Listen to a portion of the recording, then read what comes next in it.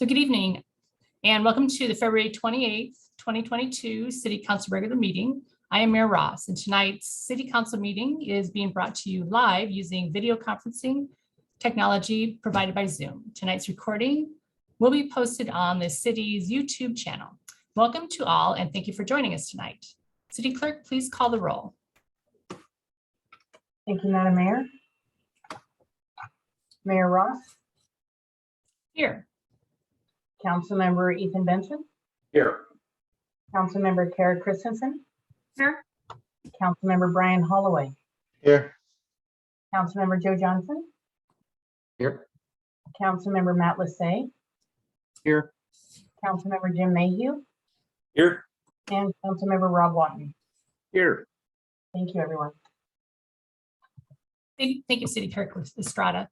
Council, please turn your microphones and Councilmember Christensen will lead us in the Pledge of Allegiance.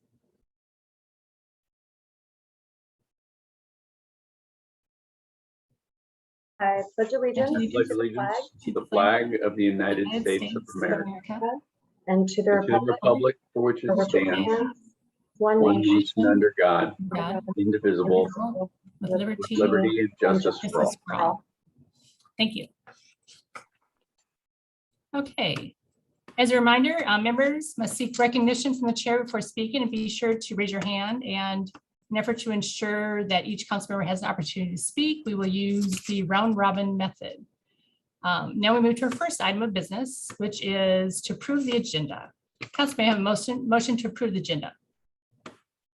So moved. Councilmember Lassay. I was a little quick to the action there. I was waiting. I should have waited until it was moved and second. Okay, so I heard Mayor Pro Tem Mayhew, and who seconded? Second. Okay, second by Councilmember Holloway. All right. Any discussion? Councilmember Lassay? Thank you, Mayor. Just wanted to point out that Agenda Bill, I think it's number 6 on our agenda. It's the Community Development Committee. Agenda Bill 22-040 was initiated by the F&A Committee. So it should be read in during F&A under an ordinance for F&A.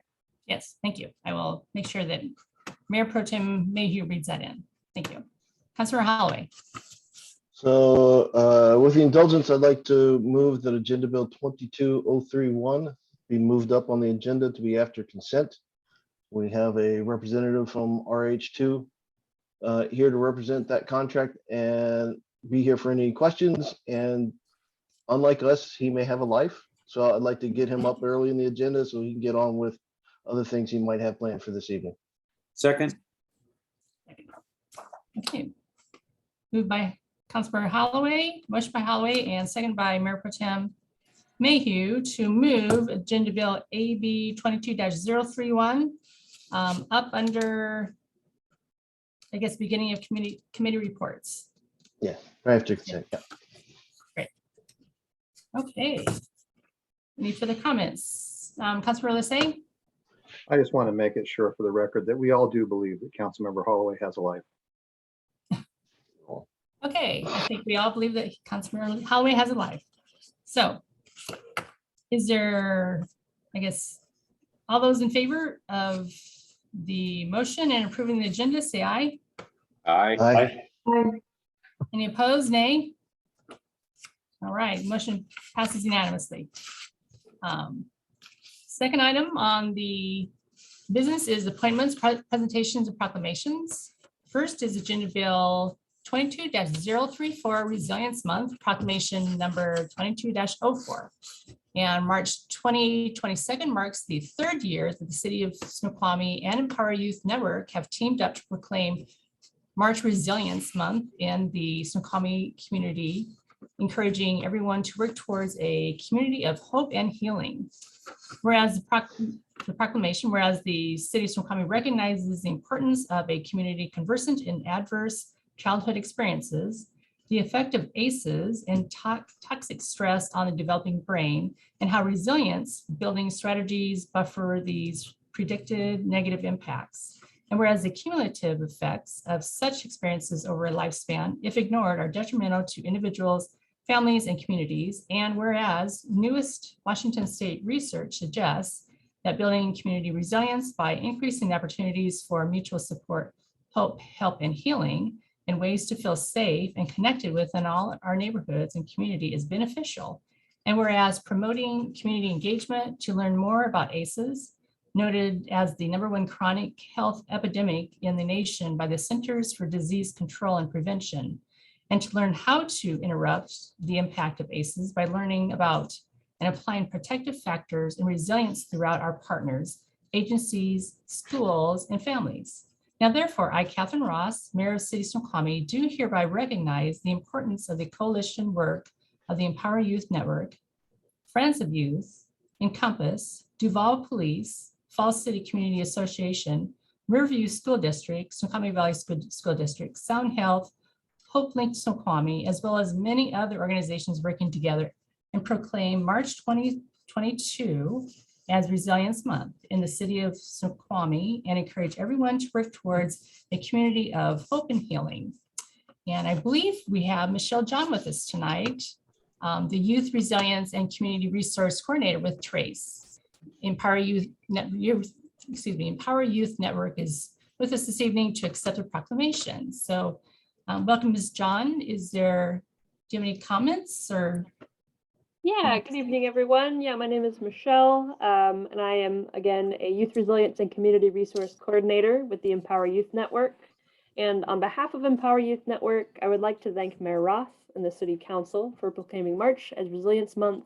And I would like to invite everyone to visit our website to see all the upcoming events we have planned in March to support our community, and hope you will share in our efforts. Thank you very much, and I hope you all have a great, very rainy evening.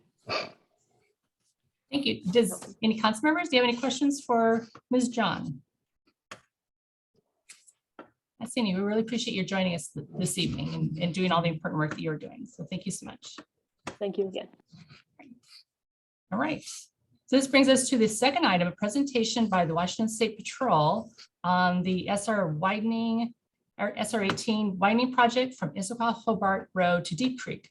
Scott Buckland, Senior Planner and Communications Specialist with Washington State Patrol, is with us this evening, along with a team of presenters from Washington State Patrol and Washington State Department of Transportation. Welcome, Mr. Buckland. Would you like to introduce your team of presenters? Thank you, Mayor Ross. I think I'll start by introducing Mark Allison of the project team. Sure, yes. My name is Mark Allison. I'm an employee of the Department of Transportation. Hi, my name is Scott Kyler. I'm with WSP. We're the other WSP. We're the consultants for the Department of Transportation. And I'm involved in facilitation and outreach support to Mark on this project. And I'm Gordon Roycroft, and I am the consultant project manager assisting the department in the development of this project. And I'm Scott Buckland. Thank you for the introduction earlier. Scott, will you be running the slides for us tonight? We'll let you go ahead and open with a welcome, Mark.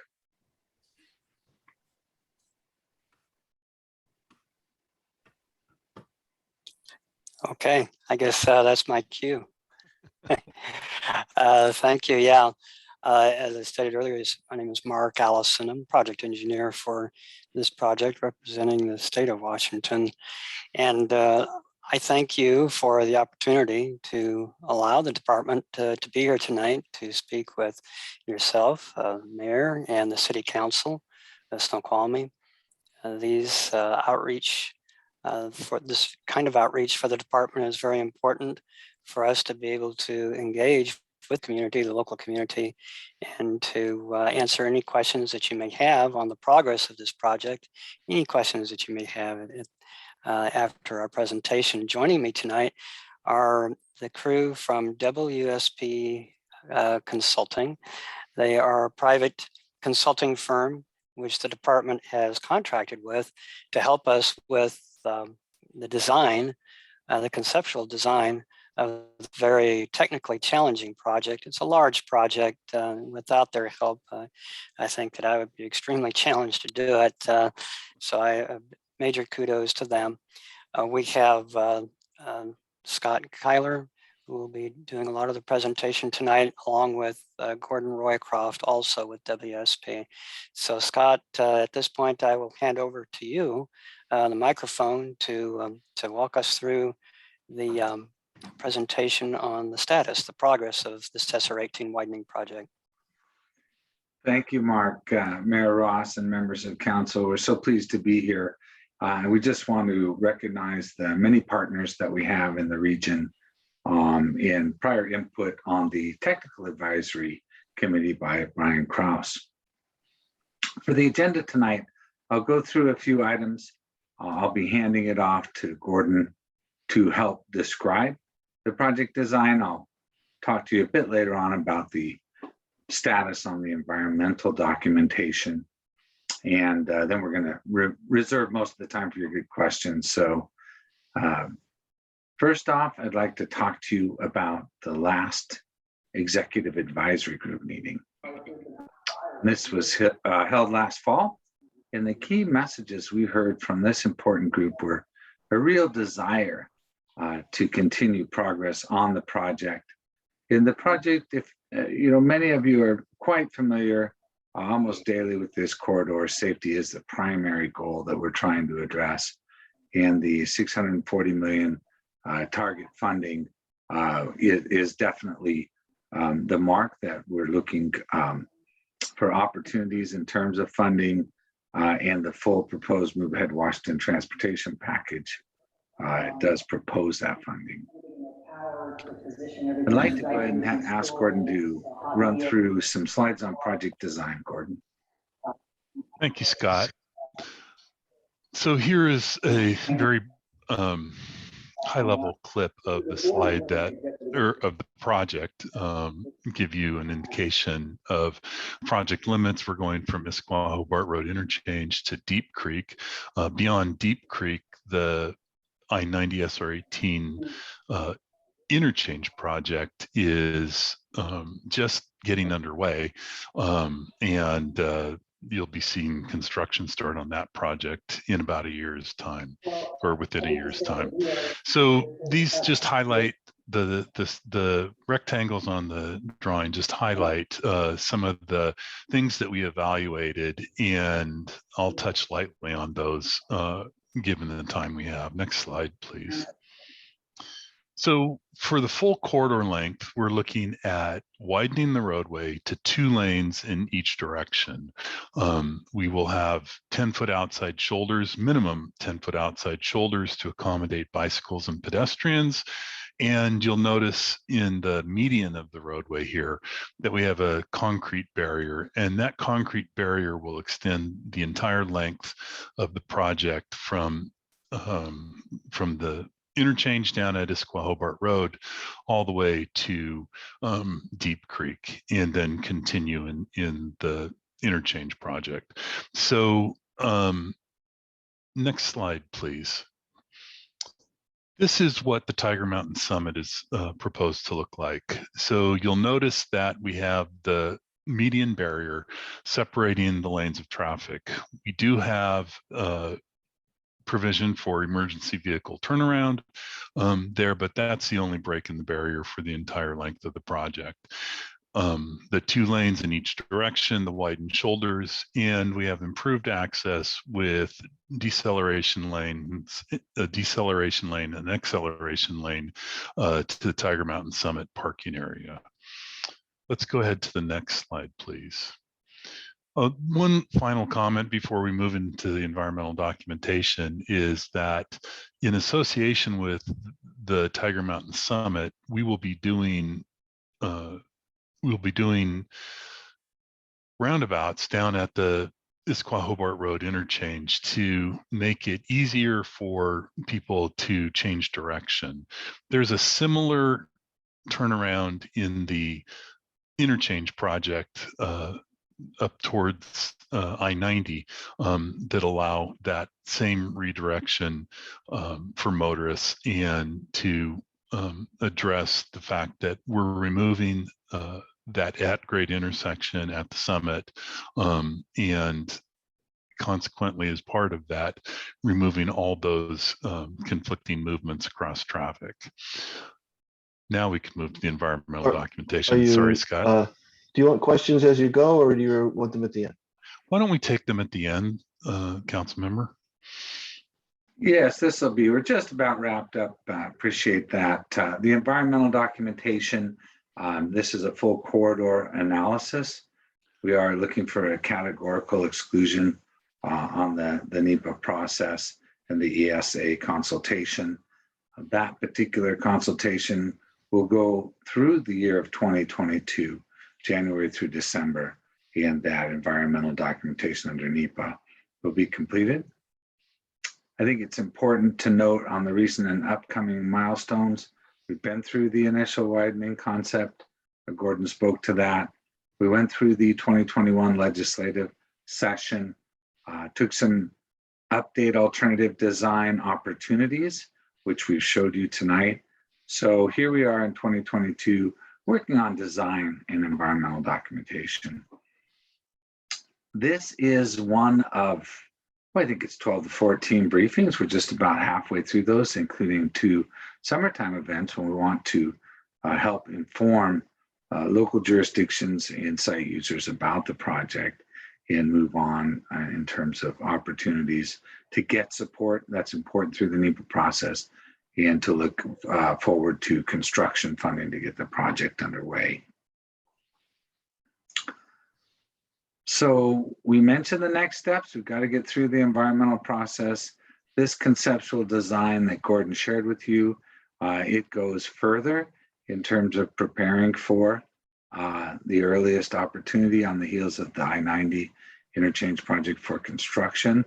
And we do have a number of briefings behind us and a few certainly to go. The informational flyer, I think Mr. Buckland will be able to email that so it can be distributed if you don't already have that information for your constituents. So with that, we'd like to take your questions. We'll just open the floor if we can. And I know we had one. Mr. Counselor? Following. Well, okay, Chair. Really 2 questions. One, you mentioned roundabouts on 18 at the ends of these projects. Is that on the highway proper, or is that on the off-road on to the off-ramps, on-ramps? The ramps. Gordon, do you want to talk about how we move the traffic east to west and turn back onto the corridor? Sure. I'm happy if it's on the ramps. I was just concerned if we were going to throw a roundabout on a 60-mile-per-hour road. It No. kind of makes a hard turn. No, we're not doing that. I assure you. So on the Issaquah Hobart end, the ramps will be down on Issaquah Hobart. Excuse me, the roundabouts will be at the ramp terminal intersections on Issaquah Hobart Road. And, you know, they're low speed facilities. And so you're absolutely right. Putting them on the main line of the highway, not a good idea.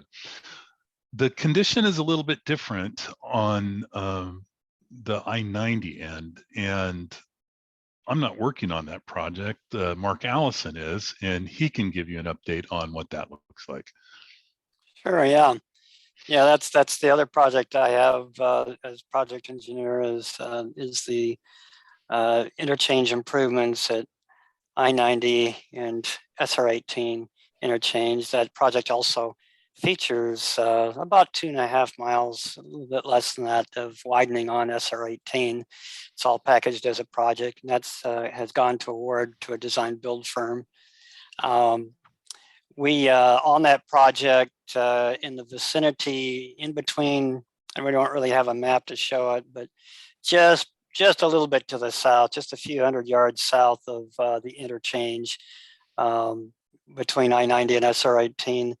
There's a location there where we're going to be building, at least in the state's concept design. The state's concept design is to put in a U-turn turnaround essentially on SR 18, which would be controlled with a signal, would be a signalized U-turn.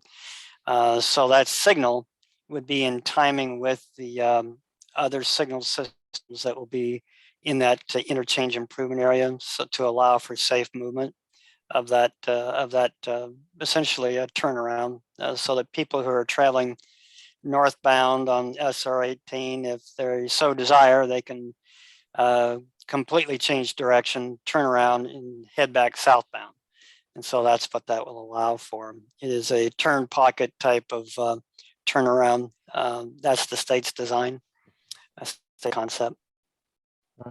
Second question, if I may. On your graphic, you show concrete barrier between the opposing lanes. One of the main issues there really is light glare across the median there. Will you be doing things on top of those to shade the light between north and southbound? That has yet to be determined. We are looking at what's called high performance barrier, which is taller than standard barrier. And we'll have to work that detail as we get further into design. Okay, that Holloway's opinion from riding that road late at night, that is one of the main issues for that section of road is that glare.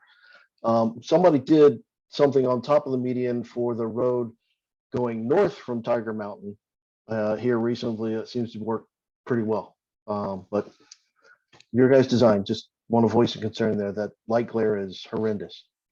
Well, thank you for your observation. We'll evaluate that. Thank you, Councillor Holloway. I hope that helps. If I might, Johnson? Oh, sorry. please go ahead, Mayor Ross, please. Oh, Councilmember Johnson. There's a question. Thank you. One of the things that I was looking at in one of your diagrams was the emergency vehicle turnaround spot. I understand why, of course, that's very important to have. I do have the concern that there would be some people trying to access the Tiger Mountain trail, which I believe is right by there, and would try to whip around through traffic and end up in a very bad spot. So I'm wondering if that's something that you folks have any concern about, and if so, what, if anything, can be done to address that? And maybe Gordon, while we talk to this question, very good question from Councillor Johnson. Scott, do you want to go back to that Tiger Mountain Summit presentation image? Yes, just 1 second here. We are better off looking at the image than looking at me talk. So I'm happy that's happening. So I understand the perspective. The emergency vehicle turnaround is located in one of the only places that it can be. And by that, I mean that there is sufficient distance for an emergency vehicle like incident response or an ambulance or whatever the type of vehicle to see the oncoming traffic coming, to find a gap and to make that turn. And so it's one of the flatter spots on the corridor, and it's one of the straighter spots on the corridor. And because of that, it's located as it's shown in the exhibit there. Are there any concerns that people will use it incorrectly? Yes, there are. That becomes an enforcement issue, and it, we will sign it accordingly. We will take all the measures that we can. But at the end of the day, we understand that human behavior is what it is, that there will be violators, just as there are violators of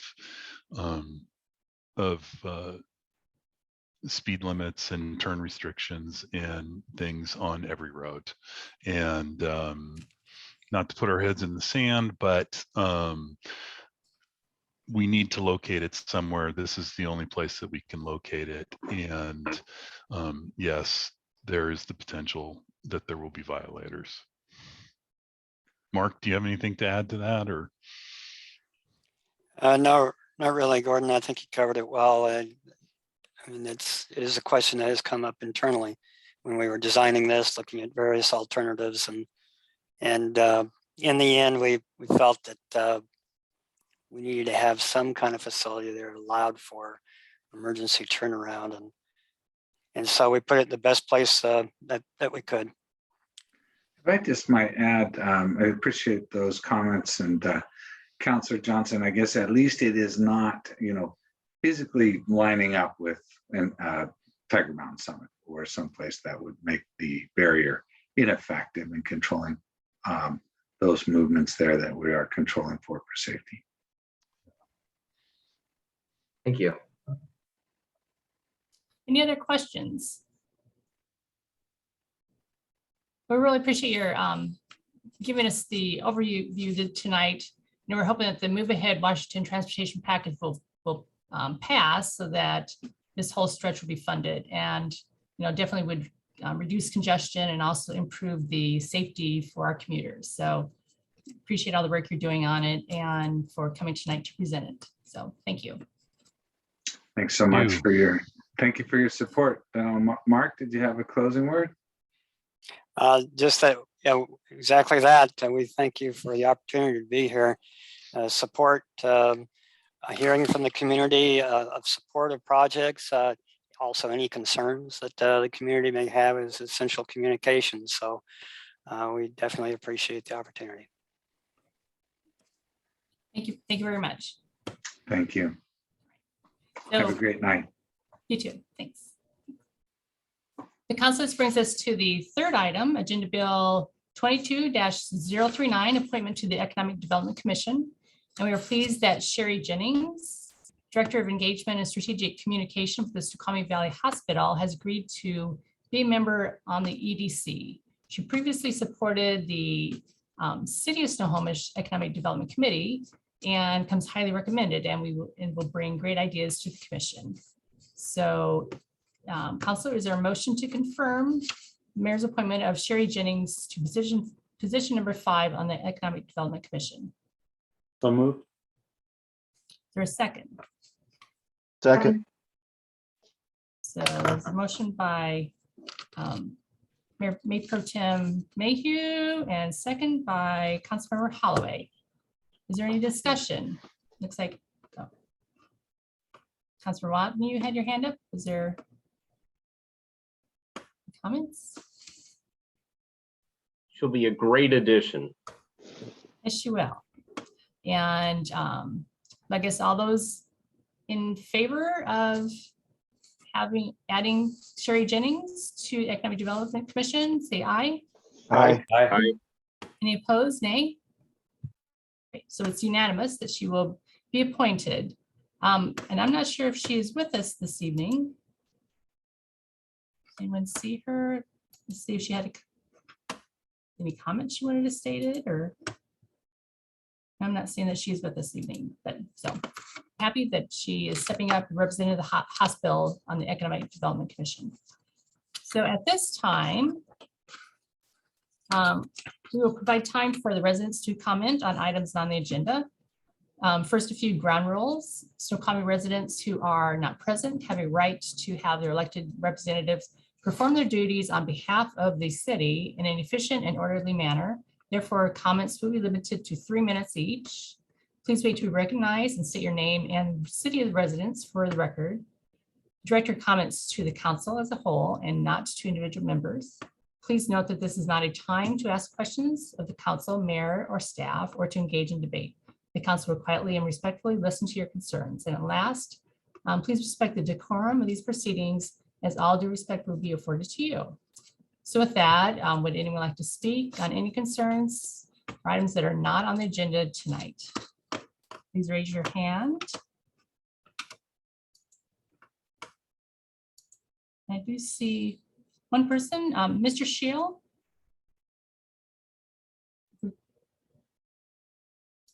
Great. And who is the timekeeper this evening? Mayor, I'll keep track of the time. I've just promoted Mr. Shield to panelist so that he can speak. Great. Mr. Shield, welcome. Where did you? Sorry, I just noticed that I was muted. So Richard Shield, 6701 West Crestview Loop, Southeast in Snoqualmie. I would like to comment on the Snoqualmie Inn Chunlai Hospitality LLC. A little over a year ago, in December of 2020, the council approved an amendment to the development agreement that established building the hotel. That amendment was to allow them to leave their franchise with the Hilton Corporation and operate as an independent. And a number of concerns were raised by members of the public at that time that they could easily just become a very low-end hotel, poorly maintained, any number of concerns. And so as part of the assurance to the members of the city of Snoqualmie, Chunlai Hospitality agreed in the amendment to the development agreement a couple of conditions. One of those was to have quarterly performance audits made, and that they would provide those audits to the city annually, which would have been then in December of 2021. I submitted a public records request to see those audit reports, and the response on the public records request was that there were no responsive records. In other words, that they had not complied with the portion of the agreement to provide those audits. Similarly, the Chunlai Hospitality also agreed that they would place money into a segregated account to the tune of $60,000 in the first month, and then in succeeding months, an additional $15,000 until they reached a balance of $150,000, which the city could use if Chunlai Hospitality failed to meet their performance agreements in maintaining the hotel. In another public records request, it was shown that they have not made any of those deposits. So I just wanted to bring that to the attention of the city council that these two important protections to the city of Chunlai managing this now independent hotel have been failed. Thank you. Thank you, Mr. Shield. Are there any other comments from the public?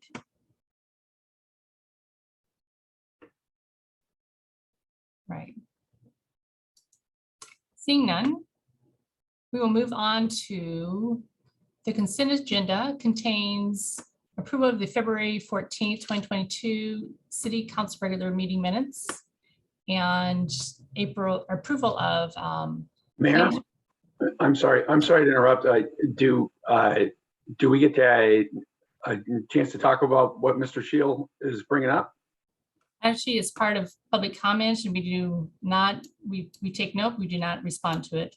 Okay, all right, thank you. Thank you. So the next item is approval of claims report dated February 23, 2022. Is there a motion to approve the consent agenda? So moved. For a second? It's a motion by Mayor Pro Tem Mayhew, seconded by Councilmember Holloway to approve the consent agenda. Is there public comment on this item? Please understand that the public comments must be related to the topics on the consent agenda. Please limit your comments to 2 minutes. Chair, I did not second. Oh, I heard a second. So who was the second? It was a second. Me. Wasn't me. Was it? Oh, Yeah. Watton. Yes, thank you. Councilmember Watton. Thank you. We just sound alike. You have a better beard. All right. So public comment. Is there any public comment on consent agenda? All right. Okay, not seeing any discussion regarding these items. Nope, not seeing any. So no further questions. Are there, so all those approved, say aye. Aye. Aye. Aye. Those opposed, nay. All right, motion passes unanimously and the consent agenda is approved. Council, the first ordinance for consideration is from the Community Development Committee, Agenda Bill 22-040, ordinance number 1260, amending the 2021-2022 biennial budget to approve funds for the Housing Action Plan implementation, which is HAPPY, the HAPPY grant. This is the second reading. Councilor Mayhew, would you please read the summary and motion? All right, and just as, just to clarify, this is from the Finance and Administration Committee. And I'm sorry, Mayor, which did you want me to read? The summary and motion, please. Thank you. At its February 14th, 2022 regular meeting, the City Council discussed the Finance and Administration Committee's request that an ordinance amending the 2021-2022 biennial budget to appropriate funds for the Housing Action Plan Implementation Grant Agreement be considered. City Council reviewed the ordinance and set it for second reading and adoption at the February 28th, 2022 meeting. The 2021-2022 biennial budget ordinance, as provided for in this agenda bill, authorizes the city of Snoqualmie to spend or transfer amounts no more than $75,200,509 in 2021 and $61,689,129 in 2022 in total across all funds and functional classifications. That's not the motion. Move to adopt ordinance number 1260, amending the 2021-2022 biennial budget. Is there a second? Second. Who is that? I heard Holloway. Who's the other one? Oh, Lissay. We'll go with Lissay this time. Yeah. Okay. Is there any discussion regarding this item? Point of order, Mayor, did you want to take public comment? Yes, I do. Is there any public comment on this item? Please raise your hand.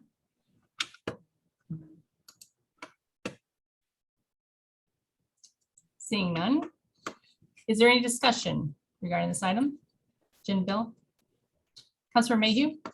Yeah, just as a reminder, fellow council members, this, despite the total amount, which is indeed our entire appropriation for the biennial period, the amount of the change is in fact 55,000, and it is authorizing, as read in the summary, just the spending of the new grant, which we did not foresee when we passed the appropriation at the beginning of the biennium for this particular grant. So it is indeed just a $55,000 change. And then just a little cleanup is mentioned here on closing out some accounts with zero balances. So it's just a $55,000 adjust. It is a $55,000 item that we're that's being accomplished here.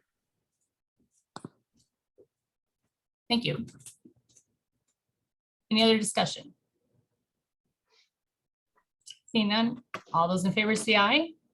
Aye. Opposed, nay. All right, motion passes unanimously. Council, the second ordinance for council consideration from the Parks and Public Works Committee is Agenda Bill 22-029, ordinance number 1259, amending Snoqualmie Municipal Code 2.0H, changed membership of the Snoqualmie Board of Park Commissioners. This ordinance is a second reading. Councilmember Holly, would you please read the summary and the motion? At its February 14th, 2022 regular meeting, see Agenda Bill 22019, City Council discussed ordinance 1259 and made no changes at that time. The proposed ordinance would amend chapter 2.08 to reduce the size of the Board of Park Commissioners, also known as Snoqualmie Park and Events Commission, or PEC, from its current size of 9 members to 5 members, as well as address several housekeeping items. City Council reviewed the ordinance and set it for second reading and adoption at the February 28, 2022 meeting. Let's get down here. Move to adopt ordinance 1259, amending SMC 2.08 to change the membership of the Snoqualmie Board of Parks Commissioners. May I have a second? Second. Okay, it's motion by Councilmember Holloway and I think second by Councilmember Benson. I think that was me. Oh, Johnson, Yeah, okay. Johnson. Okay. Is there any public comment on this item?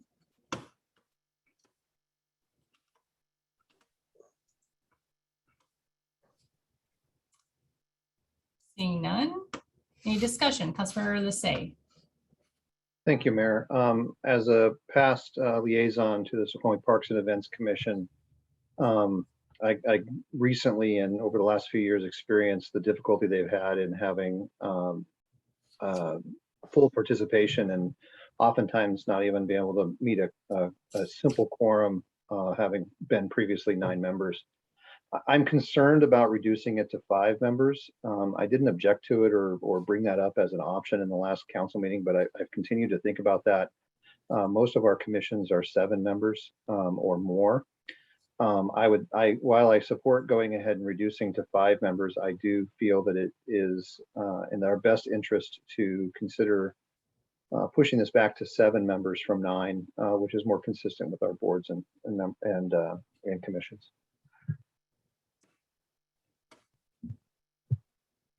Thank you. Councilmember Mayhew. Just an informational item, I realized just a moment ago that I'm curious about. What is the term, or what will be the term of the commissioners after this action? I'll ask City Clerk Estrada. Do you have that information? Mayor Pro Tem Mayhew, I'm sorry, you want to know the term of the different individuals, or? Oh, just the length of term. So are these, 2-year terms or 20-year terms, or just curious what the term is? The Parks and this particular commission is a 4-year term. Thank you very much.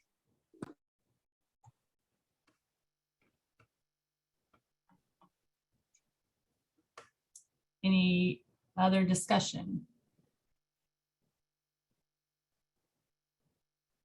Okay. Seeing none. All those approve, say aye. Aye. Aye. Aye. Opposed, nay. Right, motion unanimously passes. Thank you. So the next item, we have moved Agenda Bill 22-031 to right under committee reports. And first report is regarding resolution number 1606, selecting RH2 for water reclamation. Point of order, Mayor. Did we skip Agenda Bill 22-036? Well, we moved it earlier when Oh, we approved yes, the thank you. agenda. I guess, yeah. So up under committee reports, we do have a consultant that's with us that would be able to then go home afterwards. Understand. You might have a life. So, okay. As I can't remember who made that motion, said that. So anyway, okay, there you go. So Agenda Bill 22-031, resolution number 1606, selecting RH2 for water reclamation facility phase 3 design improvements. Councilmember Holly, would you please read the summary and motion? Hi. Agenda Bill seeks approval. All right. Agenda.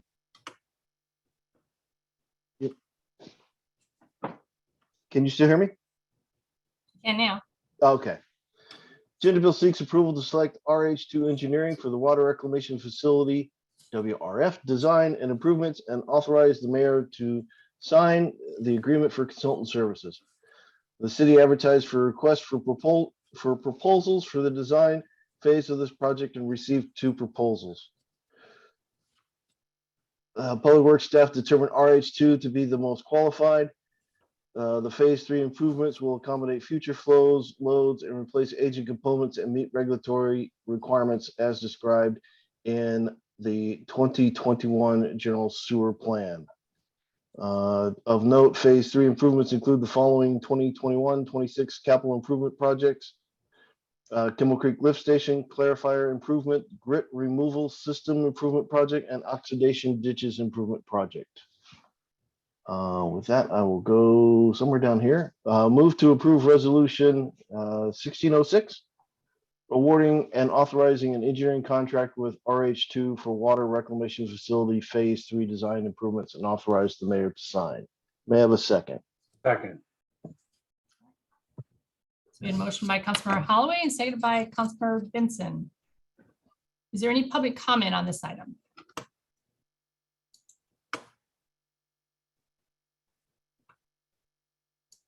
Seeing none. Is All there right. any discussion? Before, yes, Chair, or I would like to comment. Councilmember Holloway? All right.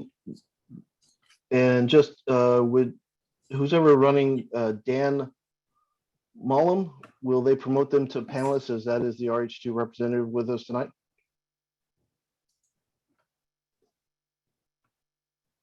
I have reached out to Mr. Mullen. Here he comes. Okay. And let me get to my notes here real quick. Hang on a second. Some of the wording's a little confusing, but again, this is a request for design. As it is professional services, it is based on qualifications. So what was sent out was a request for qualifications under which RH2 was determined to be the most qualified respondent. From there, we entered negotiation contracts with them, and that is a result of this contract here. Let me get that here. Total project is about $12.6 million. Existing city funding is about $9 million. We're expecting the additional to come from outside resources from the city. As of right now, we have $5 million in the 2021-22 biennial budget. That is more than sufficient to cover the $532K being requested here for the design portion of this statement of work. Separate actions will be taken after design to do project management construction, similar to the contract we'll see here coming up later in the agenda. With that, I do recommend, and the committee recommended, we go ahead and approve this and move this forward.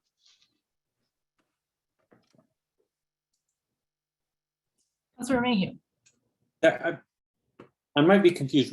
Were we going to receive a presentation, or is it just that there's someone here to answer our questions? More so that there's someone here to answer our questions. Fantastic. I just have a quick question. It's just a budget question. The total project amount for this particular phase is about 530,000 or so. I was just curious, is that within, I know that the overall project, as the committee chair just mentioned, is about 12.6 million. Is this particular 500,000 within the portion of that 12.6 million that was budgeted for this part? Or is this, under or over or about what this portion of the project was expected to cost? Well, I'll let Andrew probably answer, but the project plates for the 4 projects encompassed here are down below and have funds broken out by time. I did not add up the design phase. I don't know if Andrew, you've got that number handy. Yeah, I can speak to that a bit. I don't have the exact number for all of the design work that was budgeted, but we did, following the RFQ process, we did work with RH2 to prepare the scope, and this is just for the preliminary design. There's still budget, and this contract will be amended when we carry this to the final design prior to construction. So the 500,000 is well within the design budget for these projects. Right. So as a council, I think it's our responsibility to understand we've got a very large project, a $12.6 million project. I think it's our responsibility to know as we proceed through that contract whether we are staying within that budget, and not sort of tell ourselves at every point up to 12.5 million, well, we still got money to spend, and then discover we're $5 million over budget. So not that I'm saying that's the situation here. I'm just saying the reason for my question is I'm just trying to get a sense of, hey, are we within what we expect at this point, or are we starting to drift up against the budget, and trying to sort of figure that out early on.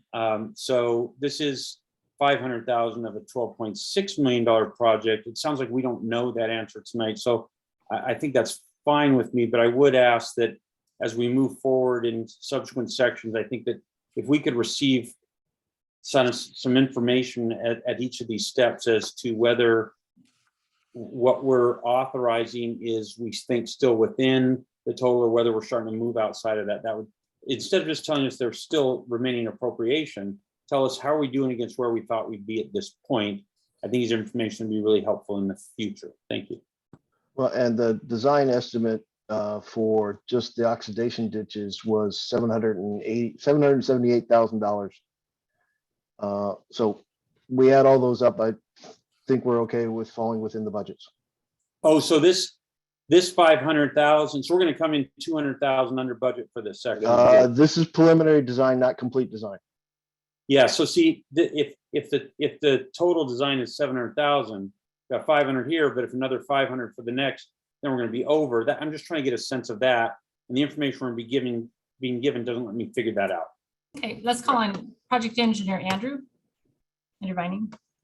Yeah, thank you, Mayor. I didn't have that information readily available. I do have it buried in one of my tables here, which I located, and the design costs are approximately 10% of the total project budget. If you total up all of those CIP pages that are attached to this agenda bill, the design costs were estimated at 1.1 million. And the design estimates do not go below, we don't have an estimate for preliminary design and final design. It's just at the design level. So we still don't have the granularity you're looking for, Jim. Okay, Councilmember Watton. Thank you, Andrew. Thank you. So if I understand this correctly, the first three parts of phase 3, we have the funding for, and it's the oxidation ditches, which occurs towards the end of the project, which is towards 2040. And it's that $3.5 million gap. That is anticipated revenue that would come in the form of additional hookups to the system. How does that play out? Just so that I have an understanding of the fiscal part of all this. So, and that was my statement. We have about 9 million in budget, and project overall is about 12 million. We are expecting state grants or federal grants or other mechanisms outside of city revenue to support that additional 3 million. Okay. A lot of times it could be GFCs as well. Could be GFCs as well. Right.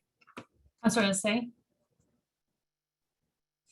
Yeah, I was just going to reiterate similar concern to Councilmember Mayhew that while this is preliminary design, and we do have an overall budget of 10% for design services. This does concern me a little bit because I live in this world of design fees, and it is very easily to define something as preliminary and then have the actual full design work come back and be significantly higher.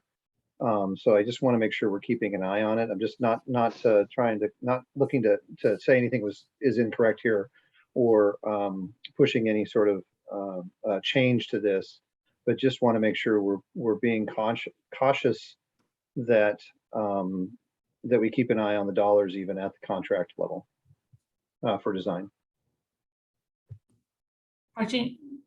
Andrew, did you have a comment regarding that? I appreciate those comments, and I understand it's a large project, and we are tracking the budget quite closely. We did prepare a PowerPoint presentation that we presented to the committee, and Dan Mallon from RH2 helped with that. I'd be happy to present that if there's appetite for it this evening. Sorry, Dan, my apologies. I forgot that, yes, we did have that presentation.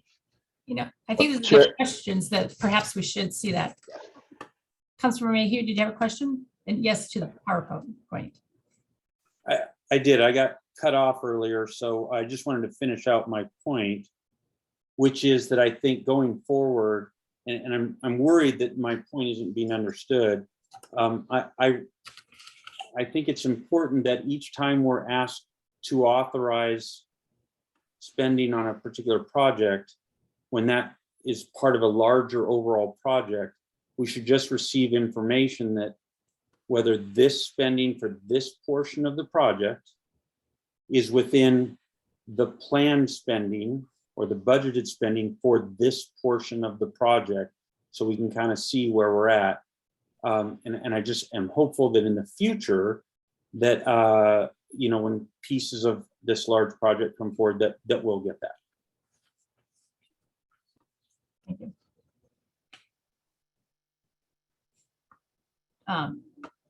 Our senior financial analyst, Drew, did you have a comment regarding that? Well, I do appreciate the comments from all the council members on this point. We will try to do that going forward. What I would request potentially down the road is to think collectively together with the administration about what policy do we want to set overall. So what is the capitalization threshold, for example? This is a pretty substantially large project, but if we're talking about all capital projects, what does that mean? Are we going to be going or discussing design regarding maybe something that's in the $200,000 level where design might be $50,000?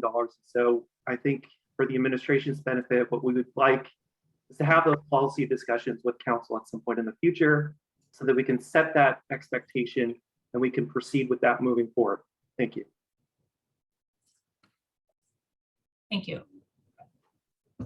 Councilmember Benson?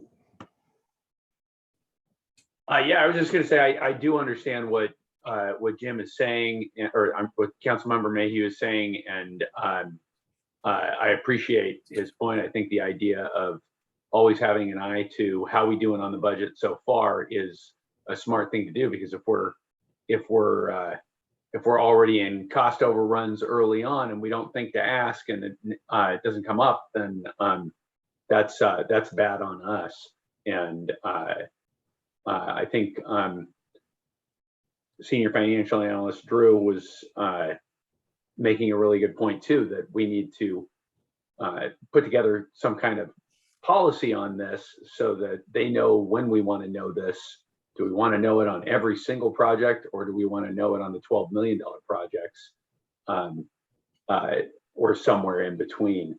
And that seems like the kind of thing that we could kind of hash out on our retreat or something like that. We'd come up with what we're comfortable with, so that we're not nitpicking about coffee orders and stuff like that, when what we really want to know is, are we 3% over budget, 5% into a project? Thank you. Project Engineer Andrew. Yes, I just wanted to note that we do have the presentation queued up, and if I'd be happy to start with that if there's no other questions at this time. Yes, that'd be great. Thank you. Okay. So the intent is to brief council on the entire project, although we are just at the design phase, as noted before. Dan Malum from RH2 is going to be discussing the technical elements of the reclamation facility improvements. Dan was the project manager for the phase 2 water reclamation facility improvements, which won the APWA Project of the Year award for Washington State. So the reclamation facility operates under a National Pollution Discharge Elimination Permit, NPDES, and they are permitted to receive a daily amount of 2.15 million gallons and 5,200 pounds of BOD and another 5,200 pounds of TSS. So the BOD is the strength of the wastewater and the TSS is the total suspended solids. The facility typically removes over 90% of that influent loading. They're required to remove 85%. And when the influent loading and flow to the facility reaches 85% of what's permitted, these values here, they're required to begin the planning process for expanding the facility. So in 2012, they identified that they needed to begin that process in the general sewer plan. In 2015, they looked at the different engineering alternatives for expanding that. And then in the current general sewer plan, we've laid out a schedule which has all of the capital improvement projects, including the phase 3 improvements. I'm now going to pass this over to Dan, who's going to go over RH2's proposal for phase 3. Thank you, Andrew. We'll start off here real quick with an aerial look down at the plant. This is the current site at the WRF facility. The magenta darker colored there in smaller areas was phase 1, completed in 2017. We upgraded the backup power supply substantially as a result of power failure and some violations the city encountered. We backed up, or we upgraded the UV disinfection system and the SCADA system at that time. So several pieces within the plan. And then phase 2 project, which Andrew mentioned, was primarily a solids handling project. We did some upgrades at the headworks and some of the mixers, but mainly it was solids handling and a little bit of clarifier work for the replace of the dryer facility that the city lost. And now we're looking at phase 3, which is in the red color. This project, or these series of projects, are a result of the studies that we did through the general sewer plan and facility plan effort that was recently completed, has been submitted to ecology for approval. And what they'll do is, first and foremost, you're looking at repair replacement projects as a result of the plant being over 20 years old now, and many of the systems being in continuous service for the last 20 years. Talk about that in a little bit more. It's also going to upgrade the capacity of the plant to serve the growth and enhance some of the water quality functions of the plant. And then lastly, in the dark blue, those are areas that are set aside for future expansion of the plant as needed. The city is fortunate they have additional space left on the site that it can expand if needed. Go ahead, Andrew, to the next one. Did I miss something? Yeah. There you go. The next 2 slides just kind of break down the costs of the projects. So in the blue here, you see the oxidation ditch improvement project. That's the largest portion of the overall share of the projects in terms of costs. There's the most work to do there. The Kimball Creek lift station upgrade is next. That's also, we'll talk about it here in a minute. That's also an upgrade we need to do to enhance the capacity of the plant and enhance the performance of the plant. The clarifiers and the grit system are both projects you're looking at for repair replacement, basically 20-plus-year-old equipment that needs some upgrades or replacement. And then anyway, this is how it breaks down. There's different CIP project costs for each of these. They're all lumped into, well, all of the on-site projects, the ditches, clarifiers, and grid system are lumped into one project because you're going to get an economy of scale bidding that to one general contractor who can work on the site and is familiar with all of these processes. Kimball Creek is located off-site and will be the first project that's completed. Go ahead, Andrew. So as Andrew noted here, the Kimball Creek Lift Station project, the clarifier improvements grid system, those are fully funded by city rates. Those are upgrades for repair, replacement, life cycle, and enhancement. The oxidation ditch project is a mix. It's replacing 20-year-old equipment. It's quite expensive, but it's also enhancing the capacity. And so there's a blend of funding sources for that. And as we've talked about, there's a funding gap that needs to be closed for getting the oxidation ditches constructed. Go ahead, Andrew. Oh, and I should mention, there was a question about 2040. The intent of these improvements are 20-year improvements again. So you are looking at expanding the capacity to meet 20 years of growth and replacing components, many of which will have another 20-year life cycle for them. So to speak specifically on the Kimball Creek project, this is the city's major lift station. All of the flows in the city and from the ridge are all directed to the Kimball Creek lift station. It pumps all of that to the water reclamation facility. And so everything that comes into the facility except for the flows on the facility side of the Snoqualmie River go through this pump station. It was designed and constructed over 20 years ago. It has 3 very large pumps that generally only one pump needs to run, and generally that pump only runs between 9 and 11 hours a day. And so if you have an average daily flow of about 1 million gallons a day, you're getting all of that flow in a very short period of time, in less than half a day. And so what that means is that when it comes on, it's pumping 2, 3, 4 MGD, million gallons per day. So sending these basically big tidal waves through the plant, it's pushing the flow extremely fast for a very short period of time, then it stops. Not the best situation for treatment. Wastewater treatment likes more consistency. So we're going to replace one of the pumps, one of the 20-year-old pumps that's due for replacement anyway. We're going to replace that with a smaller pump and get a pump that can more match incoming flows and send a more consistent flow rate into the plant. Anything else there, Andrew? Yes. So the next big project's the oxidation ditch improvements. As I mentioned, those mixer aerators sitting on top of the ditches, they've been in over 20-year service now. They're due for replacement. Rather than replace with the existing technology that was 20 years ago, we've upgraded to a new treatment regime for this system. It's going to be more effective. We can significantly expand the capacity of the plant within the footprint of the plant. We are not building new concrete basins. We have plenty of volume available within the existing basins. We're going to be able to upgrade the plant capacity. Right now it's listed at 2.56 MGD and a max month loading of 6,368 pounds per day. There is additional capacity available beyond that, but that's the capacity you need to meet your 20-year projections currently.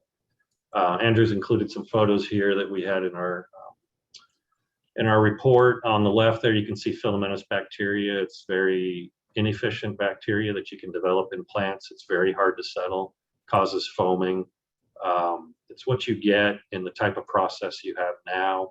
We're going to be converting it to more of a granular sludge process, which is that high density flock you see in the middle there. That settles very quickly and very well, so it allows you to reuse the existing clarifiers, even though you're adding flow rate to the plant. So working again within the existing footprint of the plant to expand the capacity more efficiently is the goal of that project. Our last slide here is just kind of an overview of where we're at in the project. So we're early in 2022. We're working towards getting the general sewer plan approved, and we're looking to get underway with the pre-design of the improvements for the WRF. And later in 2022, we'll get underway with design. This contract also has the full design contract for the Kimball Creek pump station improvements. So that will proceed all the way to final design. And then we'll go to construction of the Kimball Creek lift station late this year or early next after we get approvals on the permits. And into 2023, we'll complete the final design and permitting of the WRF improvements, everything inside the fence at the WRF, and go to bid later in 2023 for construction. Anticipated to take from probably a 2-year construction window from some point in 2023 into 2025. I think our last slide is questions.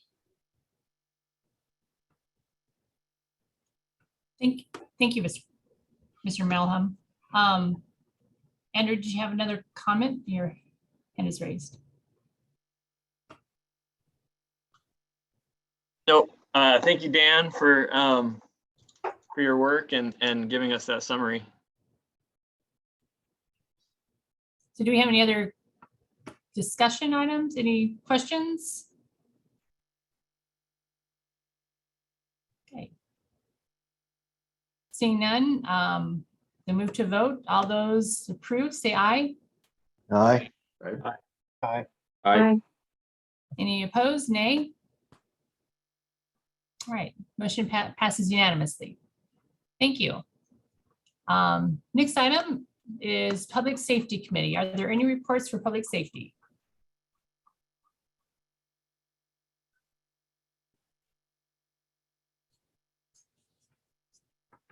Not at this time. Great, thank you. So moving on to Community Development.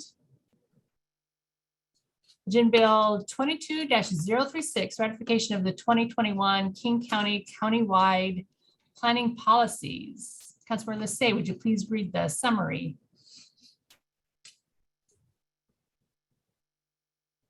Mayor, just for a point of order, if I just read the summary and not any action, we can't have discussion. So my take on this would be to read the recommended action of moving to approve, and then someone could make a subsequent motion to table should that direction go that way.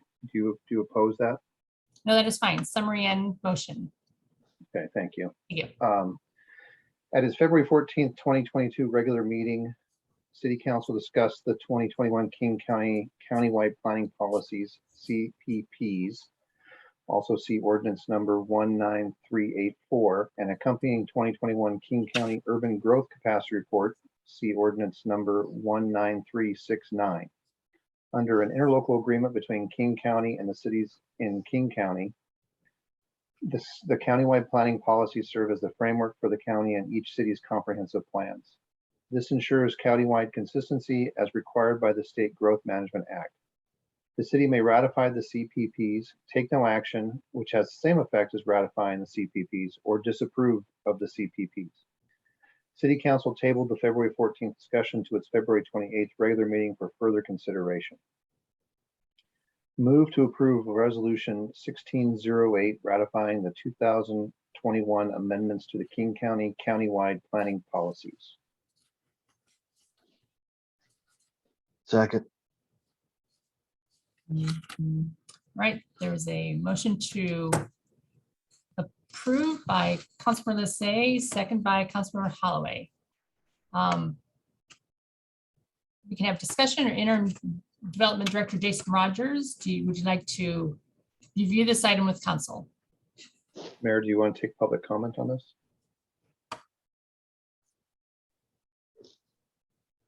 Yes, we can take public comment regarding this item.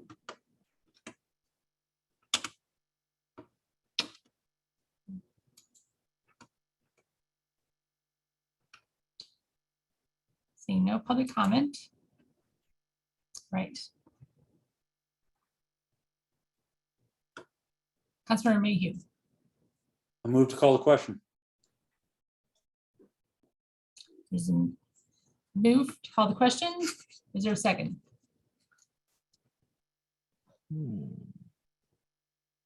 Hearing none, the motion. Second. Sorry. Okay, Councilor, there's a second by Councilor Watton to call the question. All those in favor? Aye. Aye.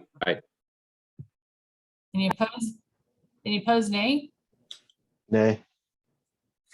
No. So it seemed like there were 5 in favor of calling the question and 2 opposed. So getting back, Mayor, City Clerk Estrada. just a point of clarification. I heard Councilmember Holloway vote in opposition. Who was the second vote? Councilor Lissay. Councilmember Lissay. Thank you.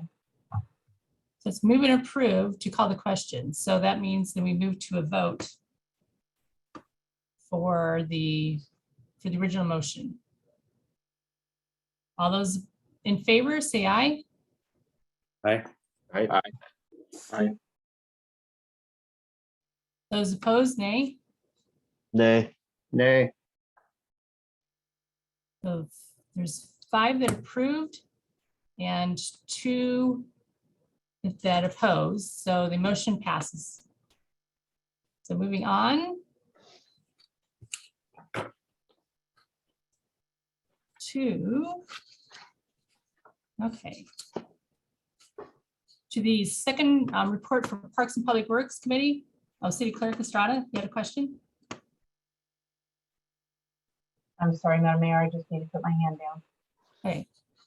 Second report for Parks and Public Works is Agenda Bill 22-035, resolution number 1607, awarding the Lift Station 1 Force Main improvements to Northwest Cascade, Inc. Councilmember Holloway, would you please read the summary and motion? The Railroad Avenue Lift Station 1 is located along Railroad Place and conveys all wastewater from downtown across Kimball Creek via a 10-inch pressurized force main pipe. Planning documents dated back to 2012 recommend upsizing the force main pipe to a larger 12-inch diameter pipe to eliminate restrictions and add system capacity for projected future growth. This project was advertised to contractors for rebid on January 19th. One bid was received from Northwest Cascade Incorporated for $812,397, including tax, which is beyond the engineer's estimate of $655,896. As noted in the letter from RH2 Engineering, the bid price was impacted by higher demand for general contractors and shortages in construction material. Project is currently on schedule for construction in summer of 2022, and staff do not anticipate any cost savings or delaying or rebidding this project.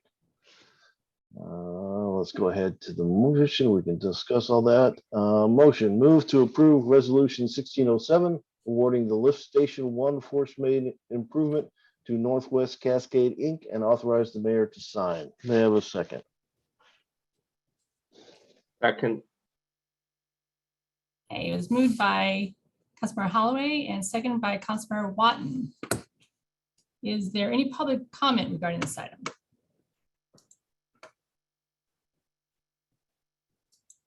Seeing no comment, moving on for discussion, Councilmember Holloway.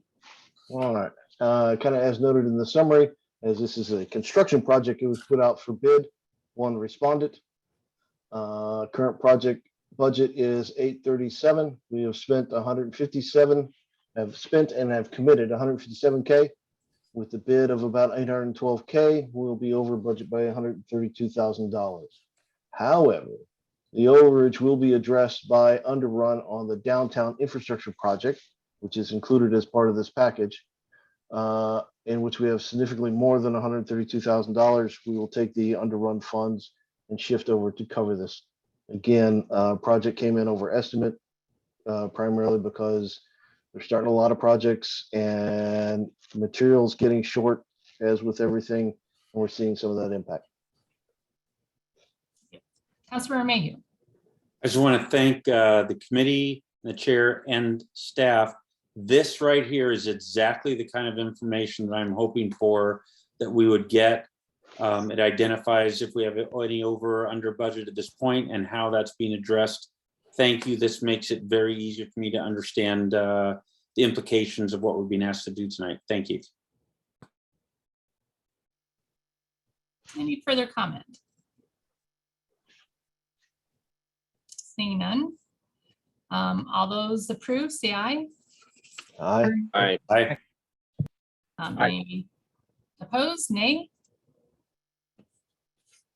And then the motion passes unanimously. The next committee report is, wait a minute, is there anything further from Parks and Public Works?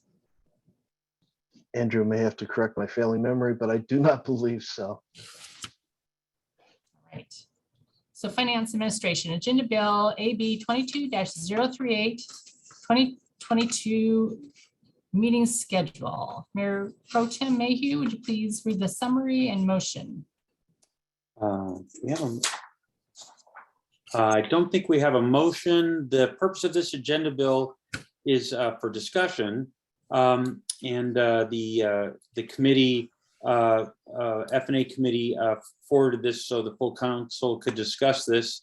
It's regarding our annual schedule and whether to cancel the following city council meetings: the March 28th meeting, the August 22nd meeting, and the December 27th meeting. If the March 28th regular meeting is canceled, there may be a need to bring forward one or more items for council action at the March 25th / 26th retreat. City council and or council committee discussions must be noticed pursuant to council rules of procedure and the Open Public Meetings Act. This can be done up to 24 hours prior to the meeting, in which case a revised agenda and notice would be distributed. Mayor, may I also make comments in support of this, or did you want to proceed a different way? Or do we go to public first, or I'm sorry, I'm not sure if it's time to ask to speak yet. we'll ask if there's any public comment regarding the calendar. Seeing none. I have some clarification on this. How about if I give the clarification and then we can turn it over to Councilmember Mayhew if you have any Thank you, further Mayor. comments. No, that's fantastic. Thank you. Okay, so the May 28th, again, that is following the council retreat. And in the past, when we've had council retreats, they're generally have been either on a fifth Monday, the weekend before a fifth Monday, or before a council committee meetings, or the council meeting was canceled. So we have in the past canceled the following Monday council meeting after the retreat. If you noticed, we did not include in this agenda bill talking about council committees. And so it'd be up to the council committee chairs and liaisons to determine whether to cancel those committee meetings before these council meeting dates. The other two dates, August 22nd and also December 27th, canceling those now just provides time for council members and staff to kind of plan out maybe their summer and their holidays. So we were proposing this to do it up front rather than, as you recall, in December, we usually wait until the first council meeting in December and cancel the rest of the meetings. So anyway, so Councilmember Mayhew. Yes, so we did have some brief discussion of this at the F&A committee and then decided that it would be best just to move this to a full council discussion. I would say my own view is, so not on behalf of the committee, but just my own view is the December, this is my 5th year on the council. The second meeting in December has never been held the entire time that I've been on council. And the reason that I have understood that we have continued to schedule it is because, of course, you know, this being a budget year, we must pass the budget before the end of the year. And so the idea was, well, let's leave that on there in case we need it. My own view is that if we need more meetings, we need to have figured that out before we're at the second half of December. And that indeed, that is what we've always done and what I am quite confident we as a council would do. So I would think that certainly by somewhere in the beginning of November, if not in October, we'd know that, we need more meetings and we'd schedule them accordingly. I don't think any of us would ever want to schedule December 27th. And by canceling this now, we would allow staff and residents, our constituents, as well as ourselves and our families to plan with confidence that holiday period. So I'm very much in favor of this. And I don't think that we would in substance be doing anything different than we've done, certainly since I've been on council, but we would just be formalizing it now so people could plan. I'm also very much in favor of the second half of August canceling that meeting. That is not something we've done in Snoqualmie, at least since I've been on the council, but I think it is a fantastic idea. If you look at our schedule, you realize we really don't create an opportunity for staff to take a vacation or plan for a vacation period. And this would open that up. The end of August is a great time. Kids are out of school. It's a great time for families to try and plan vacations. So it just creates an opening for our staff that I think would be great. Many other cities in our area do this. Many do not. But this is not sort of, we're not the first ones to come up with this idea. I think it's a great idea to consider. I personally am not in favor of canceling the meeting on March 28th. If I understand this correctly, we're going to put our staff through a lot of work getting ready for and then supporting us in that council retreat on the 26th. The evening of the 25th and the 26th is what's being discussed. So the idea here is, maybe, have a break. My own view is if we need to do business as a council, first off, I think we already have a full agenda for the retreat. So I hate trying to potentially push some business into that. But more importantly, I think our residents are used to our normal council meeting days. I think asking them to realize there's a whole different day where there might be activity especially if we don't notice it till 24 hours before we're going to do it. I just think that we lose that connection to our community, a chance for them to comment on whatever business we're doing. If we don't have much business, we can be in and out of that meeting pretty quickly. But I would really rather see us keep it and just try and keep it as a light meeting. And frankly, if we get there and we can cancel meeting because we have no business, I'm fine with that also. I just don't like the idea of moving the business to a different day. So those are my thoughts. I really encourage us to do the December and August, but I have reservations about March. Thank you. Councilmember Holloway. So I guess I partially disagree with the August timeframe. When I ran for election, my assumption was 6 to 8 meetings a month. That's what I was committing to do. The city is not a production line nor a school district, so we don't shut down, we keep going. And there may be business that the city needs to conduct during that time period. My assumption is directors have if they're off, their individuals can cover for them while they're going to work appropriate coverage vacations internal to their own staff.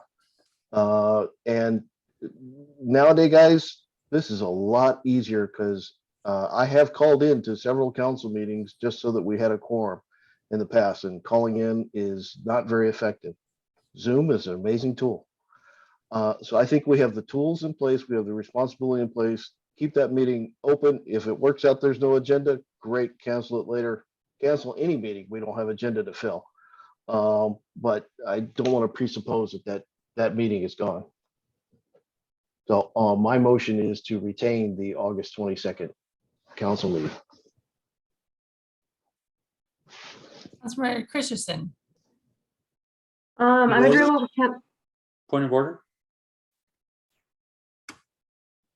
Yes, Councilmember Mayhew. I believe a motion is on the table. Do we need to find out if there's a second? I did not hear a second.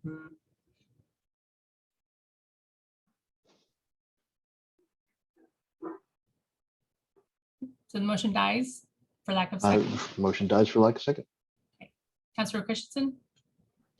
I was just going to say that I'm agreeable to canceling in December. I don't have any particularly strong feelings for August, but I did want to just a quick point of clarification. Are we anticipating that if we come in, or excuse me, that if we do a March 28th meeting, will that be via Zoom or will that be in person? Or do we know at this point what that will look like? I think we're going to have discussion about that. I was going to mention it later in the mayor's report, but then also we probably need to start talking about it. The council retreat will be in person, but then we need to decide as council if we want to continue doing maybe hybrid council meetings or just have it in person and maybe hybrid for public, but maybe require attendance by council members. We'll have to decide what council wants to do. Councilor Lissay. Yes, I just want to give my two cents on 3 items, and that is, I believe that all meetings should stand as they currently exist. Should we not have agenda items, we can cancel meetings, but trying to forecast months in advance whether something will or will not need to happen, I think just isn't worth really discussing. I do know of one agenda item that needs to come to council on 28th. Trying to move that to the retreat can create some logistical problems. There will be items there that you know, how are we going to have public comment? How are we going to have recording the meeting? How will we structure, you know, those sorts of things while we're trying to do a retreat and try to fit that in. I'm 100% behind keeping the meetings as scheduled, no change. I don't even see a reason to have a motion to confirm that. I think it should, we just keep this agenda, keep the scheduled meetings as they are, and we cancel them as we go. Councilor Johnson. Yeah, I think that where I land is I am supportive of the end of December cancellation so that folks have time to plan. Sometimes it can be very hard to get reservations for things, especially now that the the pandemic could be winding down, so there could be a lot of desire for people to book things. To be good to give folks an opportunity to do that. I wonder why August and not like the end of July, which is more in the middle of summer. So it's not that I feel strongly about it. I'm just wondering if there's a particular desire for that August date rather than in July. But as far as the March goes, I just wonder if perhaps we could aim to try to have that meeting and be intentional about this, that meeting on the 28th of March just be strictly the most important business that would be very difficult to push back. And that could perhaps make that be a little bit shorter meeting. So that's just perhaps a compromise for the 28th. So the August, I think we chose August because it does have 5 Mondays, followed by a Labor Day. So there'd be actually 3 Mondays that would be free. So, Okay, thanks. Yeah, and in the past, again, we have canceled a council meeting right at following the council retreat, and have done like 5 minutes of business during it, and it can be noticed as a special meeting and things like that. So, Councilor Benson. Yeah, I just wanted to make the point. I think it is worth talking about. And the sense that I'm getting is that, at least with some of these meetings, like the December meeting, that people are going off of what's happened in the past, and I have no memory of that because I haven't been a part of the council. But if that end of December meeting has never happened, then it seems like it'd be worth just removing now for the sanity of people involved. I guess I am a little bit concerned about removing the August one, just because that would mean that there would be no city council meeting between the 8th of August until the 12th of September, which seems like a long time to not have a meeting.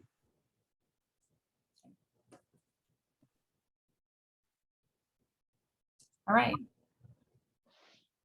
So there wasn't a motion. Do you want to vote on the calendar or by date?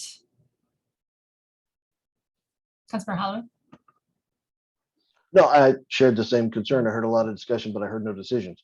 Barring no decisions being made, what stands in the rules and procedures for the council is in effect, and the meetings are on the calendar. So if you don't want the meetings, somebody make a motion.